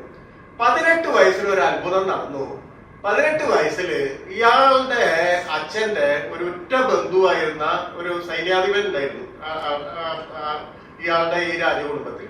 അയാൾ ഓടി രക്ഷപ്പെട്ടിട്ടുണ്ടായിരുന്നു, ഈ ശത്രുവിന്റെ കയ്യിൽ പെടാതെ ഓടി രക്ഷപ്പെട്ടിട്ടുണ്ടായിരുന്നു. അയാൾ പുറത്തു പോയി ആൾക്കാരെയൊക്കെ സംഘടിപ്പിച്ച് ഒരു സേനയൊക്കെ ഉണ്ടാക്കി 18 വർഷങ്ങൾ കൊണ്ട് അയാൾ ഒരു വലിയ സേന ഉണ്ടാക്കി തിരിച്ച് ഈ രാജ്യത്തെ ആക്രമിച്ചിട്ട് തിരിച്ചെടുക്കാണ്. ഇയാൾ വലിയ ലോയലായിരുന്നു ഈ കുടുംബത്തോട്, കാസ്പർ വോസറിന്റെ കുടുംബത്തോട് വലിയ വിനീത വിധേയനായിരുന്നു ഈ പറയുന്ന സൈന്യാധിപൻ. ഈ സൈന്യാധിപൻ വിനീത വിധേയനായതുകൊണ്ട് കാസ്പർ വോസറിനെ രാജാവാക്കാനാണ് അയാൾ ഉദ്ദേശിക്കുന്നത്. കാസ്പർ വോസർ ഇവിടെ കെടുക്കുന്നുണ്ടെന്ന് അയാൾക്ക് അറിയാം, ജയിലിൽ കെടുക്കുന്നുണ്ടെന്ന് അറിയാം. ഇയാള് ഇവരെയൊക്കെ തോൽപ്പിച്ച് തടവറ പൊളിച്ച് പുറത്തിറങ്ങിയപ്പോ ഈ മനുഷ്യനാണ്, ഈ പറയുന്ന ആളാണ് എന്ന് പറഞ്ഞാൽ എന്താണ് രാജ്യം, എന്താണ് വേറൊരു മനുഷ്യനെ പോലും കണ്ടിട്ടില്ല. പിന്നല്ലേ അവന്റെ സിസ്റ്റത്തിനെ പറ്റി അറിയുള്ളൂ. ഇങ്ങനെ ഒരു രൂപത്തിലാണ്. പക്ഷെ അയാൾ വിട്ടില്ല. ഇയാളെ രാജാവാക്കാൻ നിശ്ചയിക്കുകയാണ്. ഇയാൾ 18 വർഷം പുറത്ത് നിന്നിട്ട് സേന ഉണ്ടാക്കിയിട്ടാണ് കീഴടക്കിയിട്ടുള്ളത്. അപ്പൊ ആ വിൽ പവർ ഉണ്ട്. അപ്പൊ അതുകൊണ്ട് ഇതൊക്കെ എളുപ്പമാണെന്ന് അയാൾക്ക് തോന്നുകയാണ്. ഇയാളെ രാജാവാക്കി ഇപ്പൊ രാജാവാക്കാൻ വേണ്ടിയിട്ടുള്ള പരിശീലനം, കായിക പരിശീലനം, കുതിര സവാരി, വാൾപ്പയറ്റ് ഒക്കെ പഠിപ്പിക്കുന്നു. ഇതൊക്കെ ഇയാൾ വളരെ പെട്ടെന്ന് പഠിച്ചെടുക്കും.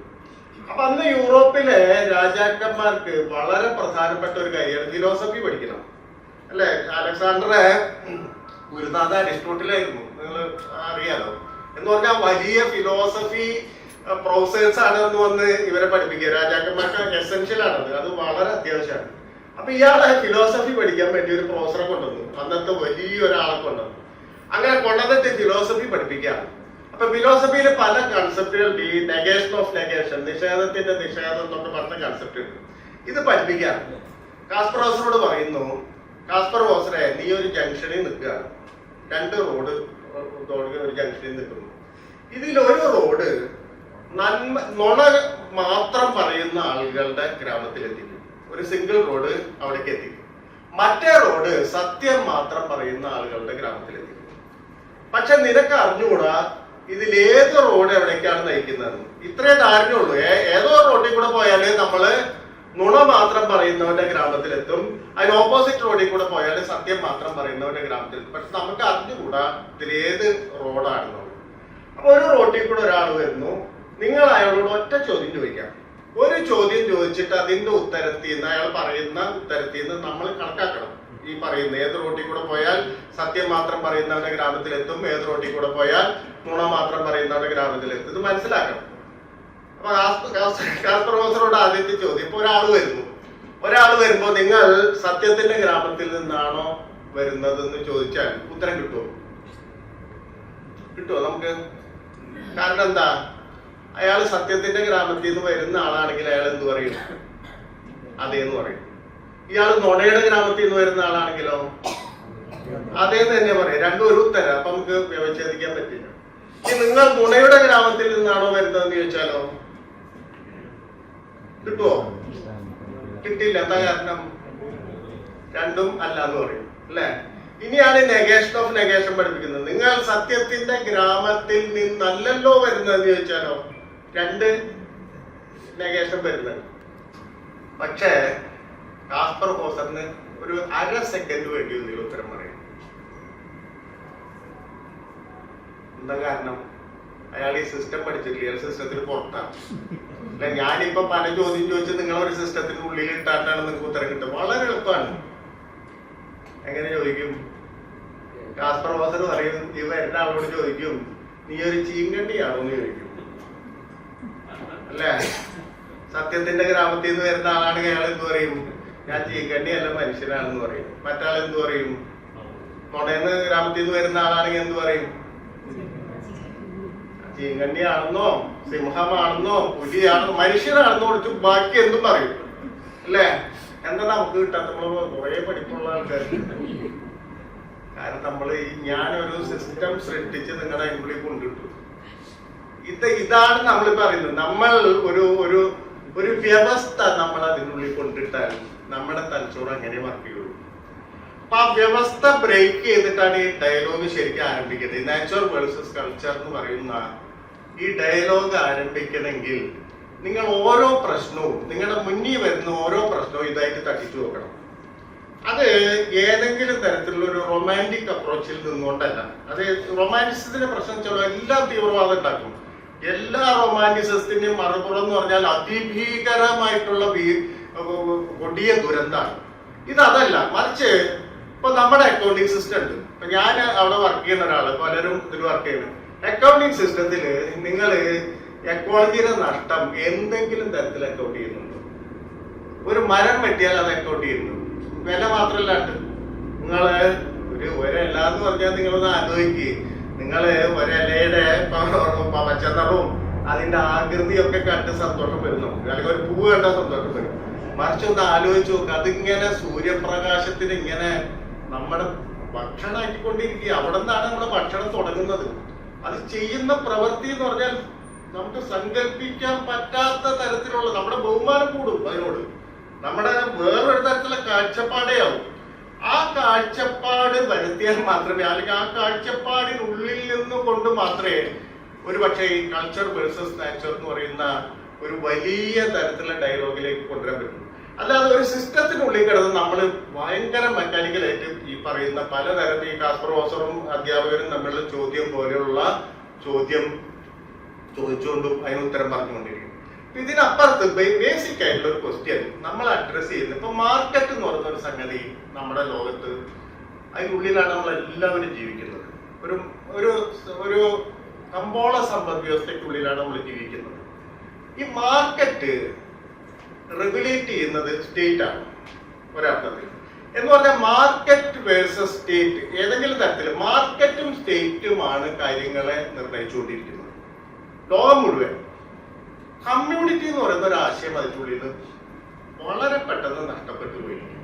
ഈ കമ്മ്യൂണിറ്റി എന്ന് പറയുന്ന സങ്കല്പം ഇപ്പോ ഒരേ സംഗതി നമുക്ക് ഇന്ത്യയിലും ചൈനയിലും ഒരേപോലെ കൊണ്ടുവരാൻ പറ്റും, അല്ലെങ്കിൽ അമേരിക്കയിലും ലാറ്റിൻ അമേരിക്കയിലും ഒരേപോലെ നമുക്ക് ഒരു ഒരു ഒരു സിസ്റ്റത്തിന്, ഒരു മാർക്കറ്റ് സിസ്റ്റത്തിന് അതേപടി വെക്കാൻ പറ്റും, ഒരു ഡെവലപ്മെന്റ് സിസ്റ്റത്തിന് അതേപടി കൊണ്ടുവയ്ക്കാൻ പറ്റും. ഈ ക്വസ്റ്റ്യൻ വരണമെങ്കിൽ കമ്മ്യൂണിറ്റി എന്ന് പറയുന്ന ഒരു ആശയം വരണം. മാർക്കറ്റും സ്റ്റേറ്റും മാത്രമല്ല, മൂന്നാമതൊരു ഒരു സംഗതി ഉണ്ട്, കമ്മ്യൂണിറ്റി എന്ന് പറയുന്ന സംഗതി. ഇത് പലതരത്തിൽ നമ്മുടെ ഇപ്പം പൊളിറ്റിക്സിലും എക്കണോമിക്സിലും മറ്റേത് ശാസ്ത്രത്തിലും അഡ്രസ് ചെയ്തിട്ടുണ്ട്. പക്ഷെ ഈ ഭാഗത്ത് അത് അഡ്രസ് ചെയ്തിട്ടില്ല. ഇപ്പൊ ഞാൻ ഇപ്പൊ നിർത്താം, സമയം നീളുന്നുണ്ടെന്ന് അറിയാം. ഇപ്പൊ ഭരണഘടന നമ്മുടെ രാജ്യത്തിന് പ്രദാനം ചെയ്ത് അന്തിമ പ്രസംഗം നടത്തുന്നുണ്ട് അംബേദ്കർ. അതിലൊരു പ്രധാനപ്പെട്ട ആശയമായ സോഷ്യൽ ഡെമോക്രസി എന്ന് പറയുന്ന ഒരു ആശയം കൊണ്ടുവരുന്നുണ്ട്. സാമൂഹ്യ ജനാധിപത്യം എന്ന് പറയുന്ന ആശയം എന്ന് പറഞ്ഞാല്, നിങ്ങൾ ഇപ്പൊ ഇതുവരെ നിങ്ങൾ തെരഞ്ഞെടുപ്പ് എന്താന്ന് അറിഞ്ഞിട്ടില്ല. ഇത് വരുമ്പോഴാണ് തെരഞ്ഞെടുപ്പിലേക്ക് പോകുന്നത്. അപ്പൊ പുതിയൊരു വ്യവസ്ഥയിൽ പോവാണ്. 5 കൊല്ലം കൂടുമ്പോൾ ഇനി തെരഞ്ഞെടുപ്പ് വരും, അതിന് വോട്ട് കിട്ടും, കൂടുതൽ വോട്ട് കിട്ടുന്ന പാർട്ടി ജയിക്കും, അവര് മന്ത്രിസഭ ഉണ്ട്, ഇതൊക്കെ ഉണ്ട്. പൊളിറ്റിക്കൽ ഡെമോക്രസി എന്ന് പറയുന്ന വിളിക്കുന്ന നമ്മളെ രാഷ്ട്രീയ ജനാധിപത്യം എന്ന് പറയുന്ന അതിന്റെ ഒരു സാങ്കേതിക അവസ്ഥ ഇതാണ്. ഇതല്ല ജനാധിപത്യം. നിങ്ങൾ അത് തെറ്റിദ്ധരിക്കരുത്. നിങ്ങൾക്ക് ഇന്നലെ വരെ രാജാവായിരുന്നു, രാജാവ് മരിച്ച രാജാവ് നിർദ്ദേശിക്കുന്ന ആള് കസേരയിൽ ഇരിക്കും.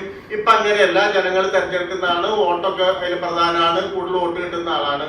പക്ഷെ ഇതല്ല ജനാധിപത്യം എന്ന് വളരെ വ്യക്തമായി ഊന്നി പറയുന്നുണ്ട്.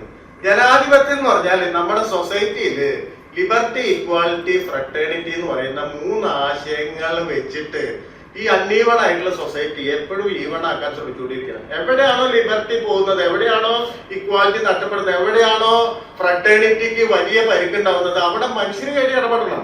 അതിന് നമ്മൾ ആരെയും ഇത് കേട്ട് നിൽക്കണ്ട. നമ്മുടെ പാർട്ടി ആഹ്വാനം ചെയ്യുന്നുണ്ടോ, നമ്മളുടെ കൂട്ടം ആഹ്വാനം ചെയ്യുന്നുണ്ടോ, അല്ലെങ്കിൽ നമ്മുടെ നേതാവ് ആഹ്വാനം ചെയ്യുന്നുണ്ടോ, ഇതല്ല. നമ്മുടെ കടമ എന്താ, ഇതിന്റെ ഉള്ളിൽ ഇടപെടുക എന്നുള്ളതാണ്, ഈ സിറ്റിസൺ എന്നുള്ള നിലയ്ക്ക്. ഇതാണ് സോഷ്യൽ ഡെമോക്രസി. ഇത് നടത്തിയില്ലെങ്കിൽ നമ്മൾ വെറും വോട്ട് ചെയ്യുന്ന കൂട്ടങ്ങളായിട്ട് മാറും. എന്ന് പറഞ്ഞാൽ ഈ സാങ്കേതിക ജനാധിപത്യം എന്ന് പറയുന്നത് വളരെ പ്രധാനപ്പെട്ടതാവും. ഈ കമ്മ്യൂണിറ്റി എന്ന് പറയുന്ന ആശയം അതിൽ നിന്ന് പോകും, ഡെമോക്രസിയുടെ ഉള്ളിൽ നിന്ന് പോകും. കമ്മ്യൂണിറ്റി എന്ന് പറഞ്ഞ ആശയം ഡെമോക്രസിയിൽ നിന്ന് പോയി കഴിഞ്ഞാല് നിങ്ങൾ ഇതുവരെ കാണാത്ത അതോറിറ്റേറിയനിസം ഭരണത്തിൽ കയറി വരും. കാരണം അവർ വിചാരിക്കുന്നത് എന്താ, ജനങ്ങൾ ഇങ്ങനെ വോട്ട് ചെയ്യാനുള്ള മൃഗങ്ങൾ മാത്രമാണ്, അവർക്ക് ആവശ്യമുള്ള സംഗതികൾ കൊടുത്താൽ മതി, അതിന് മതമാവാം, ജാതിയാവാം, ദേശീയതയാവാം, എന്തു വേണമെങ്കിലോ അവരെ കൂട്ടായിട്ട് എത്തിക്കുക, അവർ കുത്തിക്കോളും, ഞങ്ങൾ വരും, ഞങ്ങൾ വന്നു കഴിഞ്ഞാൽ അവരെ മറക്കുക, നമുക്ക് ഇഷ്ടമുള്ളത് ചെയ്യാന്ന് പറയുന്നത്. ഇപ്പൊ ഈ സംഭവം തന്നെയാണ് ശരിക്കും പറഞ്ഞാൽ ഈ പറയുന്ന പരിസ്ഥിതി ദിനത്തിൽ നമ്മൾ ആലോചിക്കേണ്ടത്. എന്ന് പറഞ്ഞാൽ കമ്മ്യൂണിറ്റി എന്ന് പറയുന്ന ഒരു സങ്കല്പം, സ്റ്റേറ്റ് മാർക്കറ്റ്, സ്റ്റേറ്റ് ഡെവലപ്മെന്റ് എന്നൊക്കെ പറയുമ്പോൾ സ്റ്റേറ്റും ഏജൻസിയും ഇത് തമ്മിലുള്ള ഒരു സംഗതി മാത്രമാണ്. ഒരു ശാസ്ത്രക്കൂട്ടം എന്ന് പറയുന്ന ഇപ്പൊ സ്റ്റേറ്റിന് വേണ്ടിയോ അല്ലെങ്കിൽ മാർക്കറ്റിന് വേണ്ടിയോ നിൽക്കാൻ പറ്റുന്ന, നമുക്ക് വിലപേശാൻ പറ്റുന്ന ഒരു കൂട്ടം ഉണ്ടാവും. ഇതിനപ്പുറം കമ്മ്യൂണിറ്റി എന്ന് പറയുന്ന മഹാസഞ്ചയം എന്ന് പറയുന്ന മഹാമനുഷ്യ സഞ്ചയത്തിന് നമ്മൾ എങ്ങനെ ഇടപെടിക്കുന്നു എന്ന ക്വസ്റ്റ്യനാണ് ഇതിനുള്ളിലെ പ്രധാനപ്പെട്ട ക്വസ്റ്റ്യൻ. ഒരു പ്രധാനപ്പെട്ട സാധ്യത എന്ന് പറയുന്നത് ഇന്ന് ഫസ്റ്റ് വേൾഡിൽ എന്തായാലും ഒരു ഒരു ഉംബെൽറ്റ് എന്ന് ജർമ്മനിയിൽ ഉംബെൽറ്റ് എന്ന് പറയുന്ന പോലെ ഒരു ഒരാശയം, ഒരു നമ്മുടെ ജീവിതത്തിന്റെ ഭാഗമായിട്ടുള്ള ഒരു ആശയം ഫസ്റ്റ് വേൾഡിലെ യൂത്തിന്റെ ഉള്ളിലെങ്കിലും അത് വളരെ പ്രധാനപ്പെട്ട പ്രശ്നമായിട്ട് അത് എടുക്കുന്നുണ്ട്. അപ്പൊ ആ പ്രശ്നം സ്വാഭാവികമായിട്ട് ഇന്നത്തെ ഒരു ലോകഗതിക്ക് അനുസരിച്ച് അത് ലോകം മുഴുവൻ വ്യാപിക്കും. കാരണം സാഹിത്യം പിടിച്ചാലല്ലേ നമുക്ക് അത് എടുക്കാൻ പറ്റുള്ളൂ, അത് മാതൃകയായിട്ട് നമ്മൾ മാർക്കിട്ട് കൊടുക്കുള്ളൂ.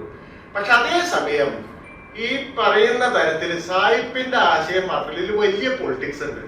ആരാണ് ഈ കാർബൺ ഫുട്ടേജ് പതിപ്പിച്ചല്ലെങ്കിൽ കാർബൺ ക്രെഡിറ്റ് എന്ന് പറയുന്നത് ഏറ്റവും കൂടുതൽ ഏത് രാജ്യങ്ങളാണെന്ന് ചോദിച്ചാൽ ഈ പറയുന്ന ഒന്നാം ലോക രാജ്യങ്ങളാണ് ഈ പരിസ്ഥിതിക്ക് വലിയ ആഘാതം വരുത്തിയിട്ടുള്ളത്.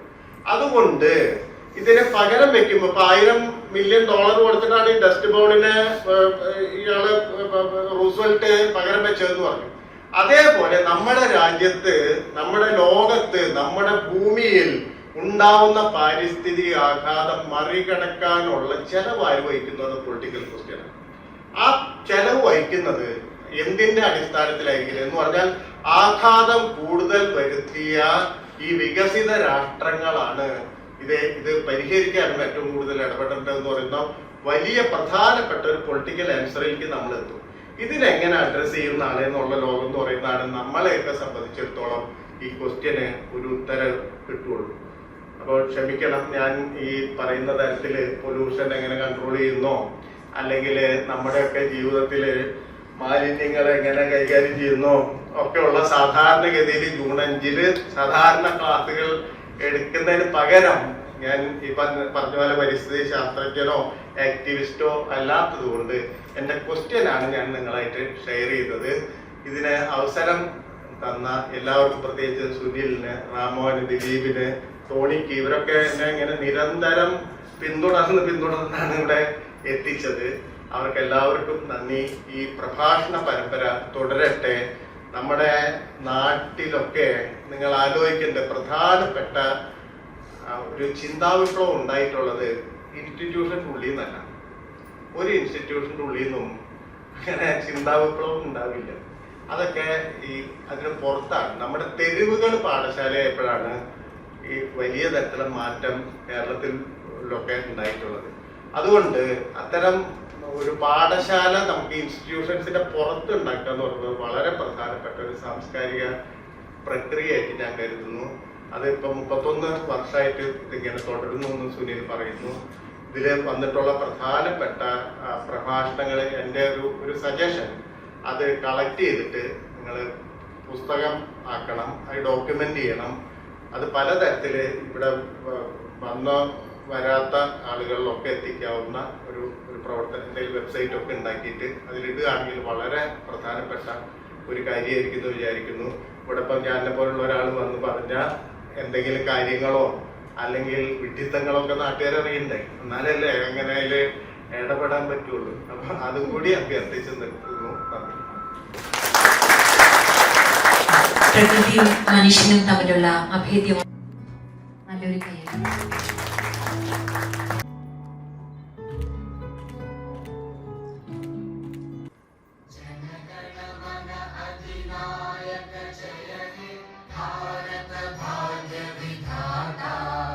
पंजाब सिंध गुजरात मराठा द्राविड उत्कल बंगा विंध्य हिमाचल यमुना गंगा उच्चल जलधि तरंगा तव शुभ नामे जागे तव शुभ आशीष मांगे भारत